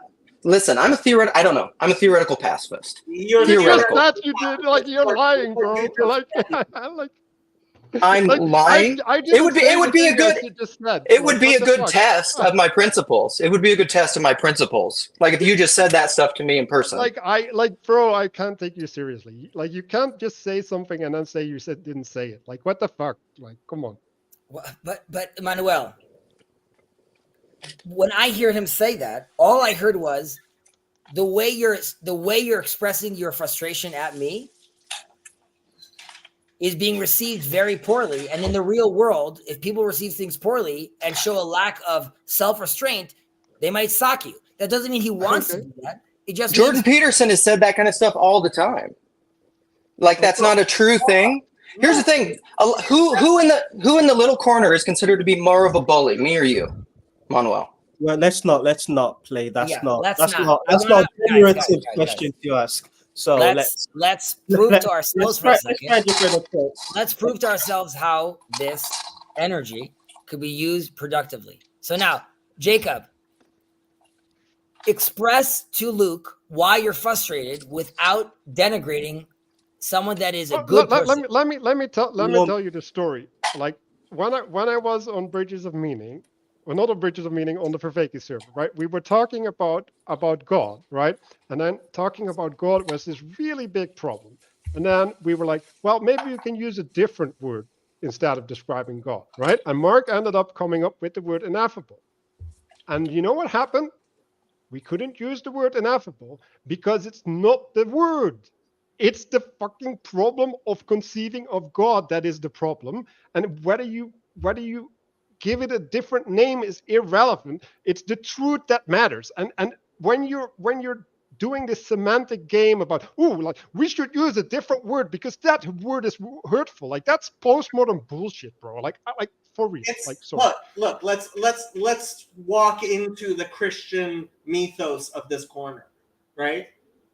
People got mad because Jesus spoke the truth. And if you want to say that just because you speak the truth and people get mad, right, you're doing something wrong, then this is not where I want to be.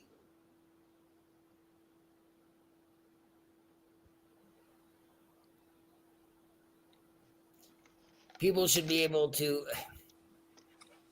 Yeah, whatever, Kazi. Like, you make your paradise that way, bro. Like, good luck.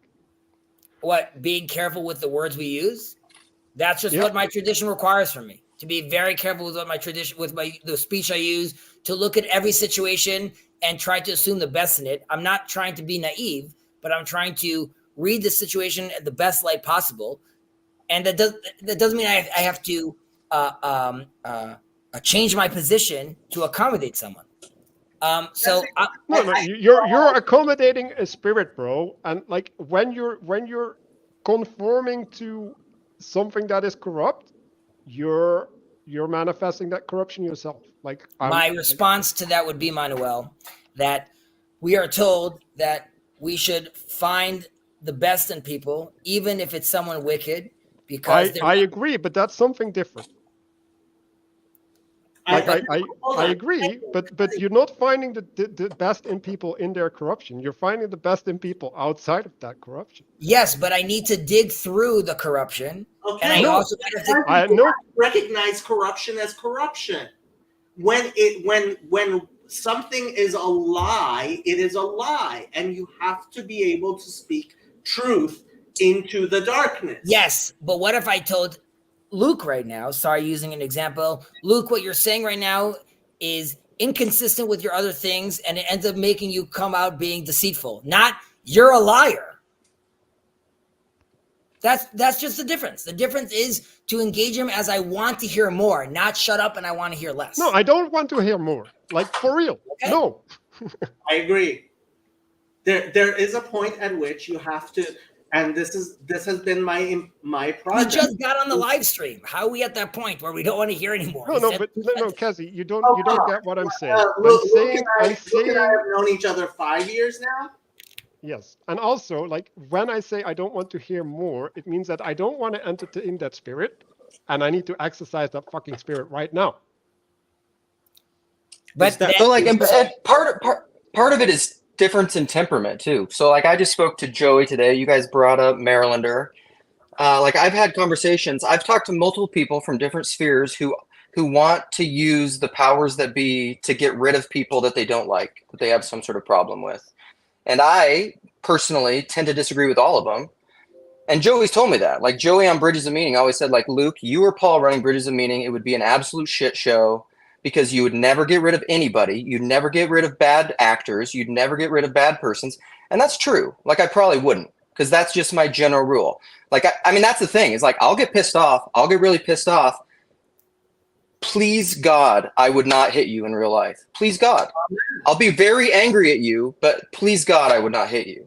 But that's the thing is I don't... Huh? I said I got Jacob's back. So, like, it's just... Yeah, and great. I mean, people that use violence, you know, like, that's a stupid thing to do. I think. So, I mean, I don't know.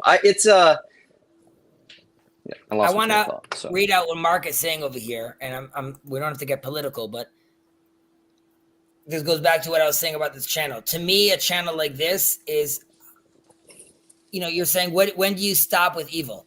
How do I still make peace with Hamas? How do I still make peace with the 80% of the Palestinians that are pro what's going on over there? I'm trying to do that on the ground real with these individuals.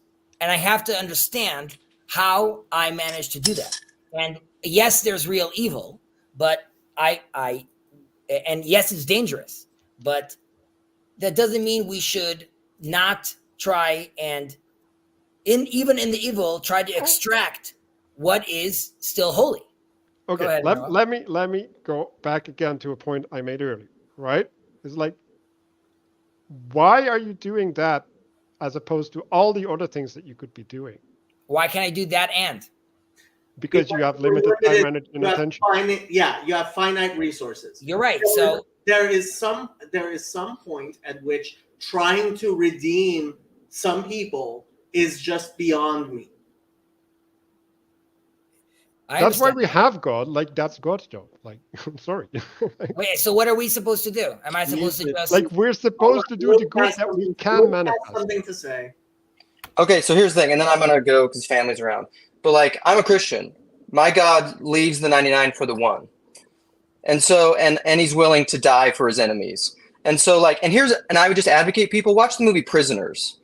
You can do a lot of evil in your defense of the good going after evil if you're wrong. That's what I would end with. Okay. So, he leaves the 99 for the one sheep, right? Like, it's already a sheep. Yeah. So, like, we have to, like, know that that's someone who's part of the flock already. If you're confident in discerning who's sheep and who's goats, good on you. I'm not. All right. Okay. See, this is the funny thing. It's like, oh, I'm not confident, as he confidently asserts his, like, it's chaos. I'm sorry. It's just chaos. And there's no point to it. Yeah.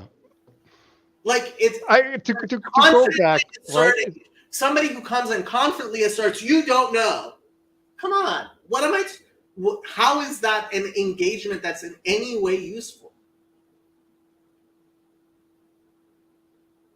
And it's like there is something admirable about saving that which is lost, but like I don't think we're at that place. Like I think we're supposed to save civilization instead of this one person. Like, I'm sorry. Like, I first of all, I don't disagree with you generally speaking, and I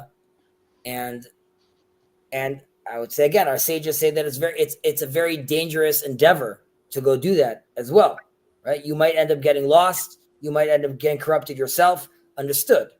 You are likely to even, but yeah. My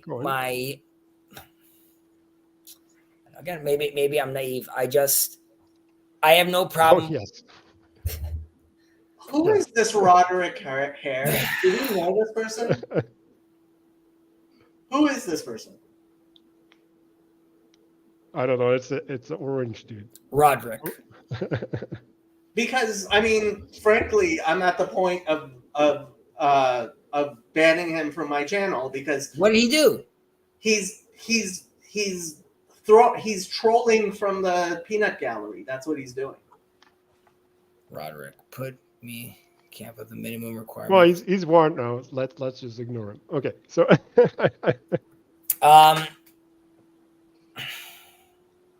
I don't know, like,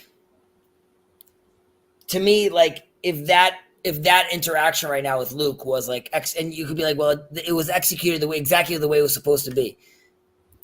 This little corner to me potentially has a space to show how an interaction like that happens, where potentially Luke ends up saying, "You're right, guys. Now I understand what you're saying. I misunderstood before." Luke doesn't function that way. Also, Luke is not a sense-making mechanism. He's not an organ of sense-making. The man belongs to the Eastern Orthodox Church and claims he doesn't like hierarchy. Like, if you don't see that performative contradiction as a performative contradiction, like, I don't know what to do. Like, that's who he is. And frankly, if he was like in my Eastern Orthodox Church and I was his pastor, which I'm not, I would be like, if you don't like hierarchy, you don't belong here. Goodbye. Just put his thing on. It's like so he got upset about something he didn't understand, right? And instead of asking for clarification, like, he got all upset. It's like, good job, bro. Like, okay, I was very clear when I said why I called you that name to clarify. When you say you tell Paul that he is that which he himself denies, you are in fact denying his authority and autonomy and his personhood. That is a I think that's better articulated than slave owner, though. No, that's what a slave owner does. Except that slave owner is what got through to him.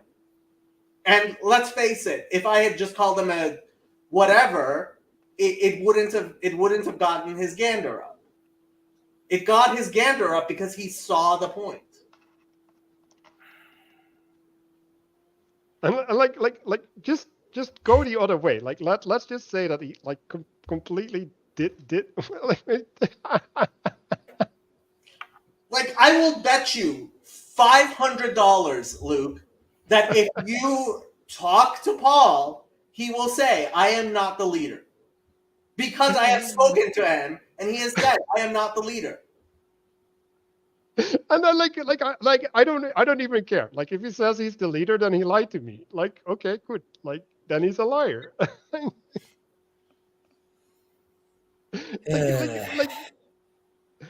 Go talk to Paul Vanderplay, please, Luke, because what you have in your mind does not correspond to the reality of the situation. That's the problem. Yes, like, effectively, like, well, something has to be wrong. Let's just put it that way, and then we can just ignore all the words to classify in the peanut gallery. I would be interested what Mark and Manuel, since you guys, I think you guys both mentioned that this happened again like a year ago, where this discussion like sort of bubbled up. What is your prediction for this right now? Like, this is going to last another week and then fizzle out. What's happening here is there's drama. People like drama, right? They're like, oh, what the fuck is going on? This is interesting. And then they'll be engaged. And then the drama dies out. And then there's no energy left because nobody's putting in energy and nobody's leading. And then it will just disappear. Yeah, but that's how these things go. I would argue, right, that at least when Luke joined, what I was trying to do is not let the drama be what's the focus, but rather, can we move forward to the other side? Can Luke? No, Kezi. What's the other side? Like, is there another side? Like, there's no other side. Like, there's nothing to move towards. So it's like, where are we moving to? Well, at the very least, it would either clarify what Luke thought and if you misunderstood him or if he misunderstood you. I don't think there's a misunderstanding. I don't care. I drove all the way to Minnesota to have beer with Luke, right? I visited his house, right? I have tried as best as I can to clarify things with Luke. Luke and I are irreconcilable because Luke is anti-creedal, anarchist, and Trinitarian. Those are things which are theologically different from me. Hello, Mark. Hey. Yeah, I mean, it's, yeah. What is the essence of what you're asking, Kezi? Because this is like, unfortunately, this is a long-standing sort of thing, right? Like BOM and TLC or whatever that name is not new. It's 5 years old, at least. And so, why is this confusing? Like, it hasn't really produced much. I mean, there's a bunch of stuff around it. I agree. But there's a bunch of stuff around lots of things. There's a bunch of stuff around my grocery store. Like I don't, and I'm not saying that to be flip. I'm saying that, yeah, everybody's appealing to emergence. Everybody likes Vervaeke. Like, I get that because Vervaeke's an emergence's good guy. He clearly is. But emergence happens irrespective of all other variables. Like, things emerge all the time. People get together all the time. GoFundMe's happen. Parties happen. People meet in places. There's the Moose Lodge and the Elks thing and the but there's a Kairos moment. Like, what I'm trying to, you could say things are always happening again. So Kezi, hold on one sec. Just, I need some clarification, okay? Look, I'm not a Greek scholar or anything. My understanding of Kairos is that you cannot know it when it happens. That's my. It could be totally wrong. Okay, so well, then zero people should be claiming that now or soon is the Kairos moment. I don't know. What I'm telling you, my experience is. The word Kairos means Lord, I believe. And it's a thing where we realize that this is a moment that is of great import. Yeah, but Mark is saying we wouldn't know when that would be. That says Kairos moment is something you cannot recognize. That is not something. If that is true, that is not something I am aware of. In the past, you recognize it after the fact. Okay, and a lot of things are like that. My point would be, what I was mentioning to Manuel, what I see in this space, right, is, again, from a religious perspective, I see, in theories, different manifestations of monotheism, so to speak, in a meaning crisis of sorts, trying to reinterpret, re-engage, redefine their relationship. To me, okay, that is looking at the Bible. I see people getting closer towards God, closer towards clarification, closer towards the one. So that's why in this space, you see, like, a lot of things happen. I haven't had an experience being, with being around the internet or looking around at different communities where I could see a space where, again, for me personally, for a Jew, an Orthodox Jew, to be in a space where there's a lot of open discussion with regards to religion, philosophy, theology, and where there's interest, which is not necessarily a place where people are bashing each other. Well, it seems like people are generally supportive. So to me, that is like a very unique space. I don't have that in my synagogue. I have it. No, that's fair. It's not even close to unique, though. I mean, I can just tell you there's plenty of forums where this goes on. There's plenty of other places where this goes, plenty of other Discord servers where that was going on. Like the Portal is a big one, right? Like, so like, it isn't that unique. It isn't that unique on the internet at all.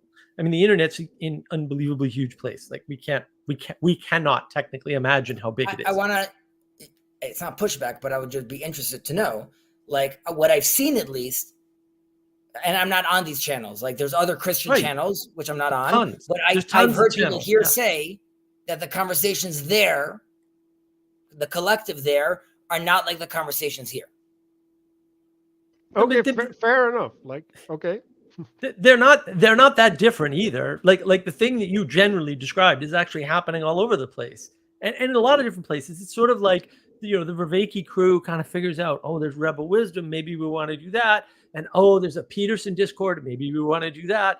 Oh, and then there's the Stoa, right? And there's a lot of cross pollination and whatever, and those things, you know, I would call them all Peterson sphere stuff rather explicitly, right? None of this stuff exists without Peterson in a Sure. very, very prescient way, right? But And that so goes back again- to not calling it TLC, calling it, let's say, Peterson centered, whatever. Sure. Okay, that's a unique space. Right. No, I don't think it's a unique space. I think it's a bunch of spaces who are unique in and of themselves, but the only thing they have in common is the same thing that's causing the rise of Peterson. I don't have it up yet, but it will be on the website probably by tomorrow on the petersonsphere.com website. My sort of description of, you know, what happened with Peterson, right? Because Peterson by himself is nothing, right? He tries. I know people who were involved in this. See, Emmanuel. He was the catalyst, you're saying?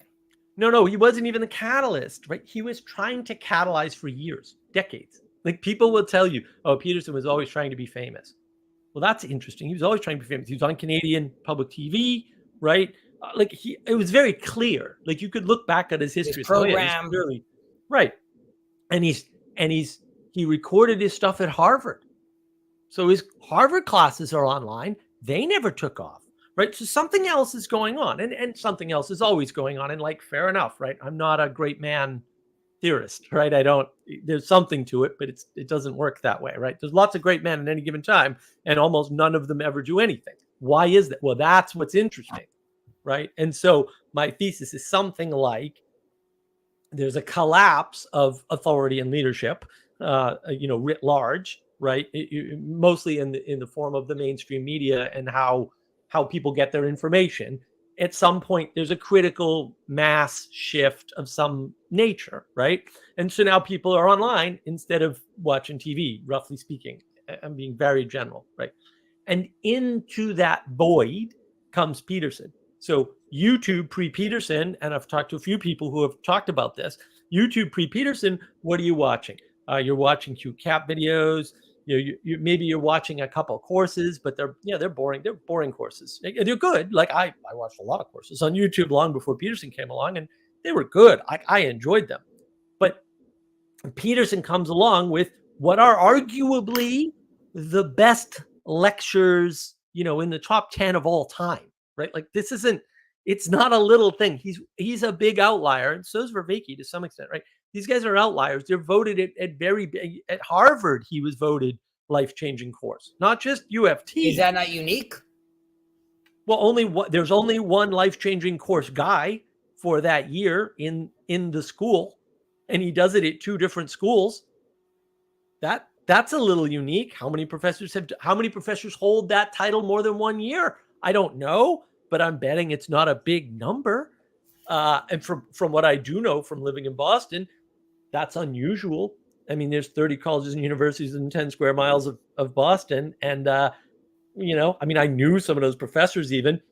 There weren't too many that could maintain that goodness, that quality level. And then into this void of YouTube where, maybe there's some Joe Rogan going on, some curiosity, comes this guy talking, to your point, more about philosophy, delving into symbolism, sort of revivifying, I think would be the Peterson word, the Peterson way to say it, the idea that maybe there's something valuable in religion. So not the idea of religion, just maybe there's more here than we understand, right? So right. So all of this comes together. And then from that, and you kind of have to understand, and I know you don't have this information, since it's horribly unfair, but I actually have the information. One of the guys who recorded Peterson at University of Toronto was also a student of John Vervaeke. And he, along with one of John Vervaeke's partners, a buddy, said, you really should do what Peterson's doing.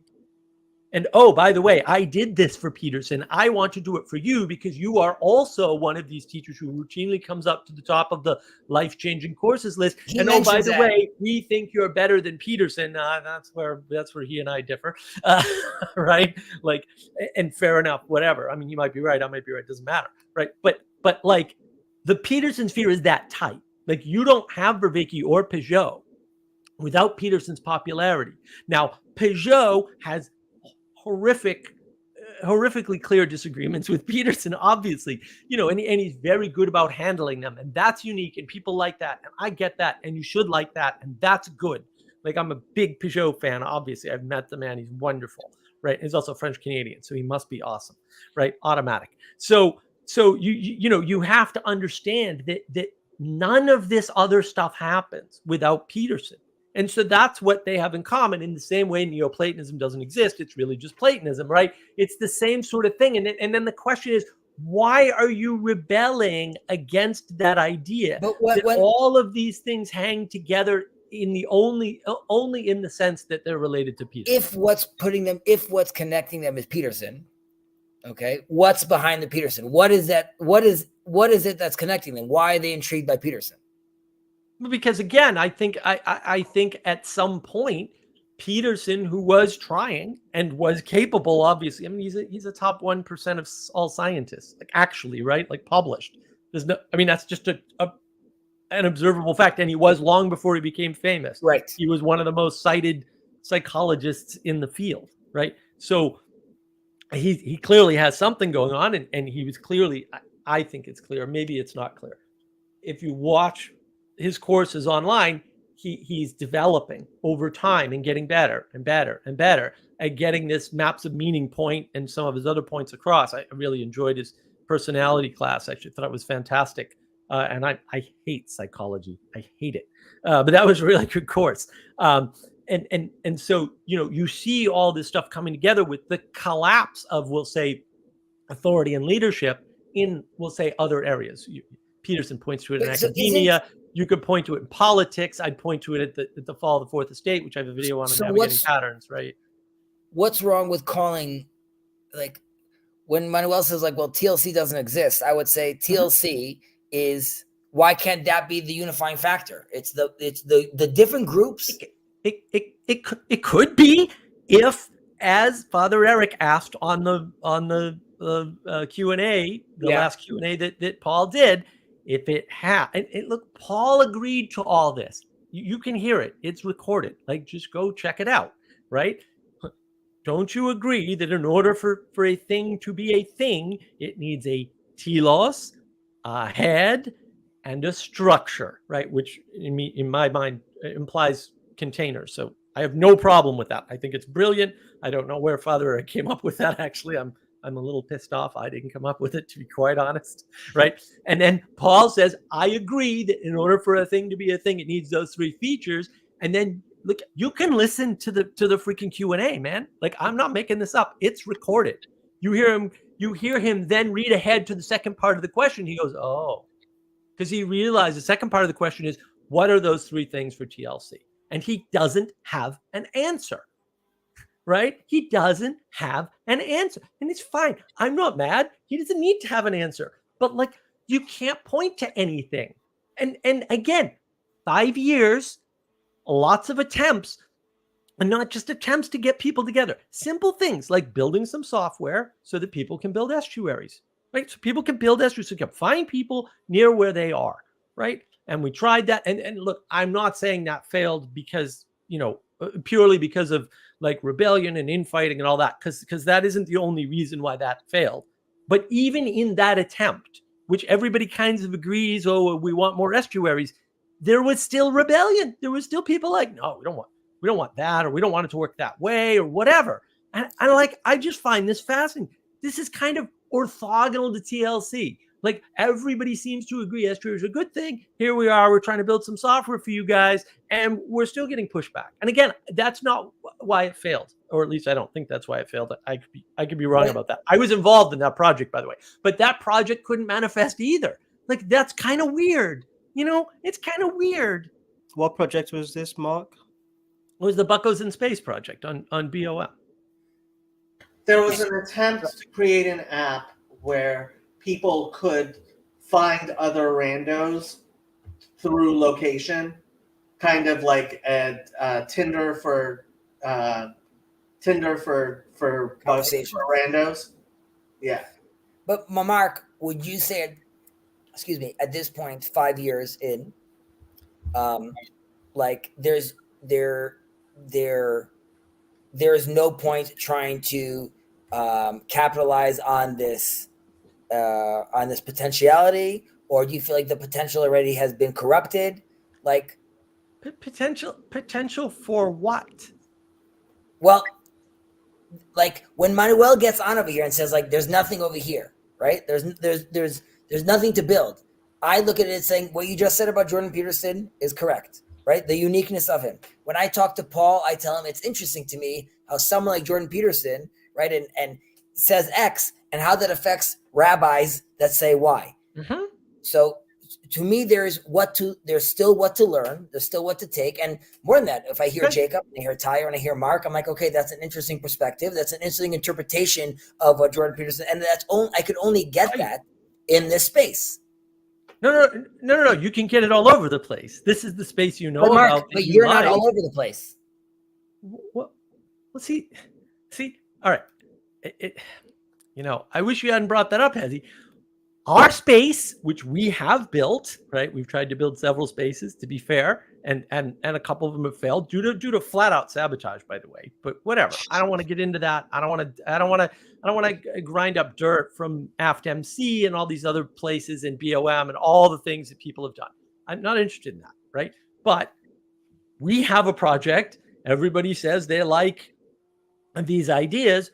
They won't engage with some of these other projects. It's not just us. Like lots of people have tried to engage on BOM or on Paul's live streams and been turned away explicitly. They've told me this. And I'm like, oh, I'm sorry to hear that, bro. By the way, we're building stuff. You want to come here? That's fine, right? Sally Joe's still angry, and maybe she should be, about having her attempts to cooperate rejected. So there's lots of people out there, and I know you don't see any of them, and fair enough. Like, I get it. Like you're very optimistic, and you should be, and that's good. It's a wonderful thing about you. It's what I love about you, man.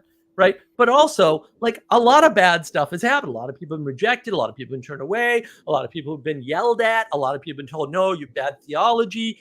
Not from you, Jacob, but maybe also from you, but not in this case. But a lot of, and so there's a lot of negative that people aren't accounting for, and they're just sitting there, doing whatever. And look, if you don't want to engage with these projects, that's fine. Don't engage with the projects. Like it's fine. But also like set up your own thing, man. But like they won't do that either. And so that's that's another sort of suspicious thing to me.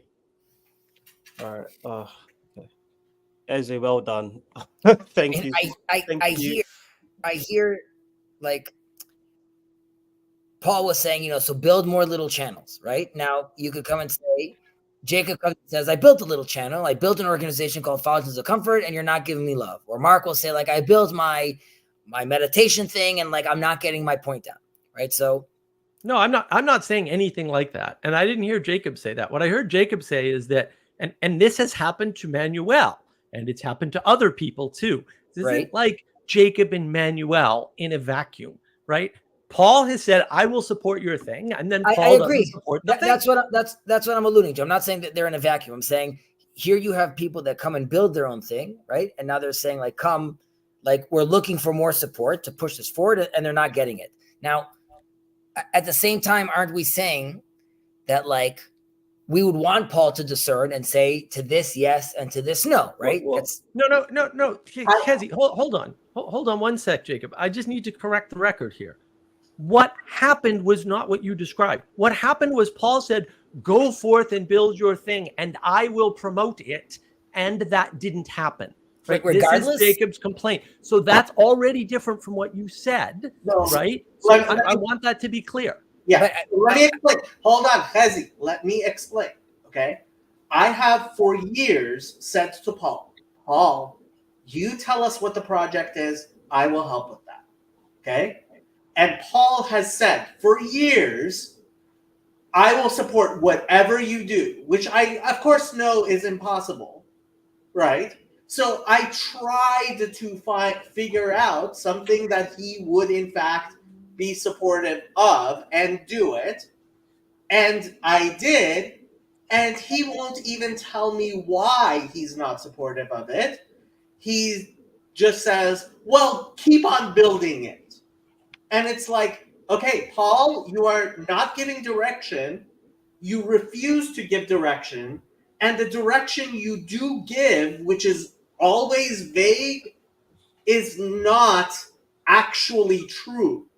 So I cannot rely on Paul to be a leader. And so I don't. I mean, I'm not forcing anything on Paul. I can't force anything on Paul. I don't want to force anything on Paul, which is why I respect him enough to not say he's the leader when he doesn't want to be the leader. And I don't understand why I have to, and this is like the second series of having this discussion of, is Paul the leader? And it's like, come on, people. Like, Paul says he's not the leader. So what do you think is, and I asked Mark, I don't know if you heard it, I asked Mark, since you mentioned that, like, you know, this came up already in the past, right? Like last year, what's TLC?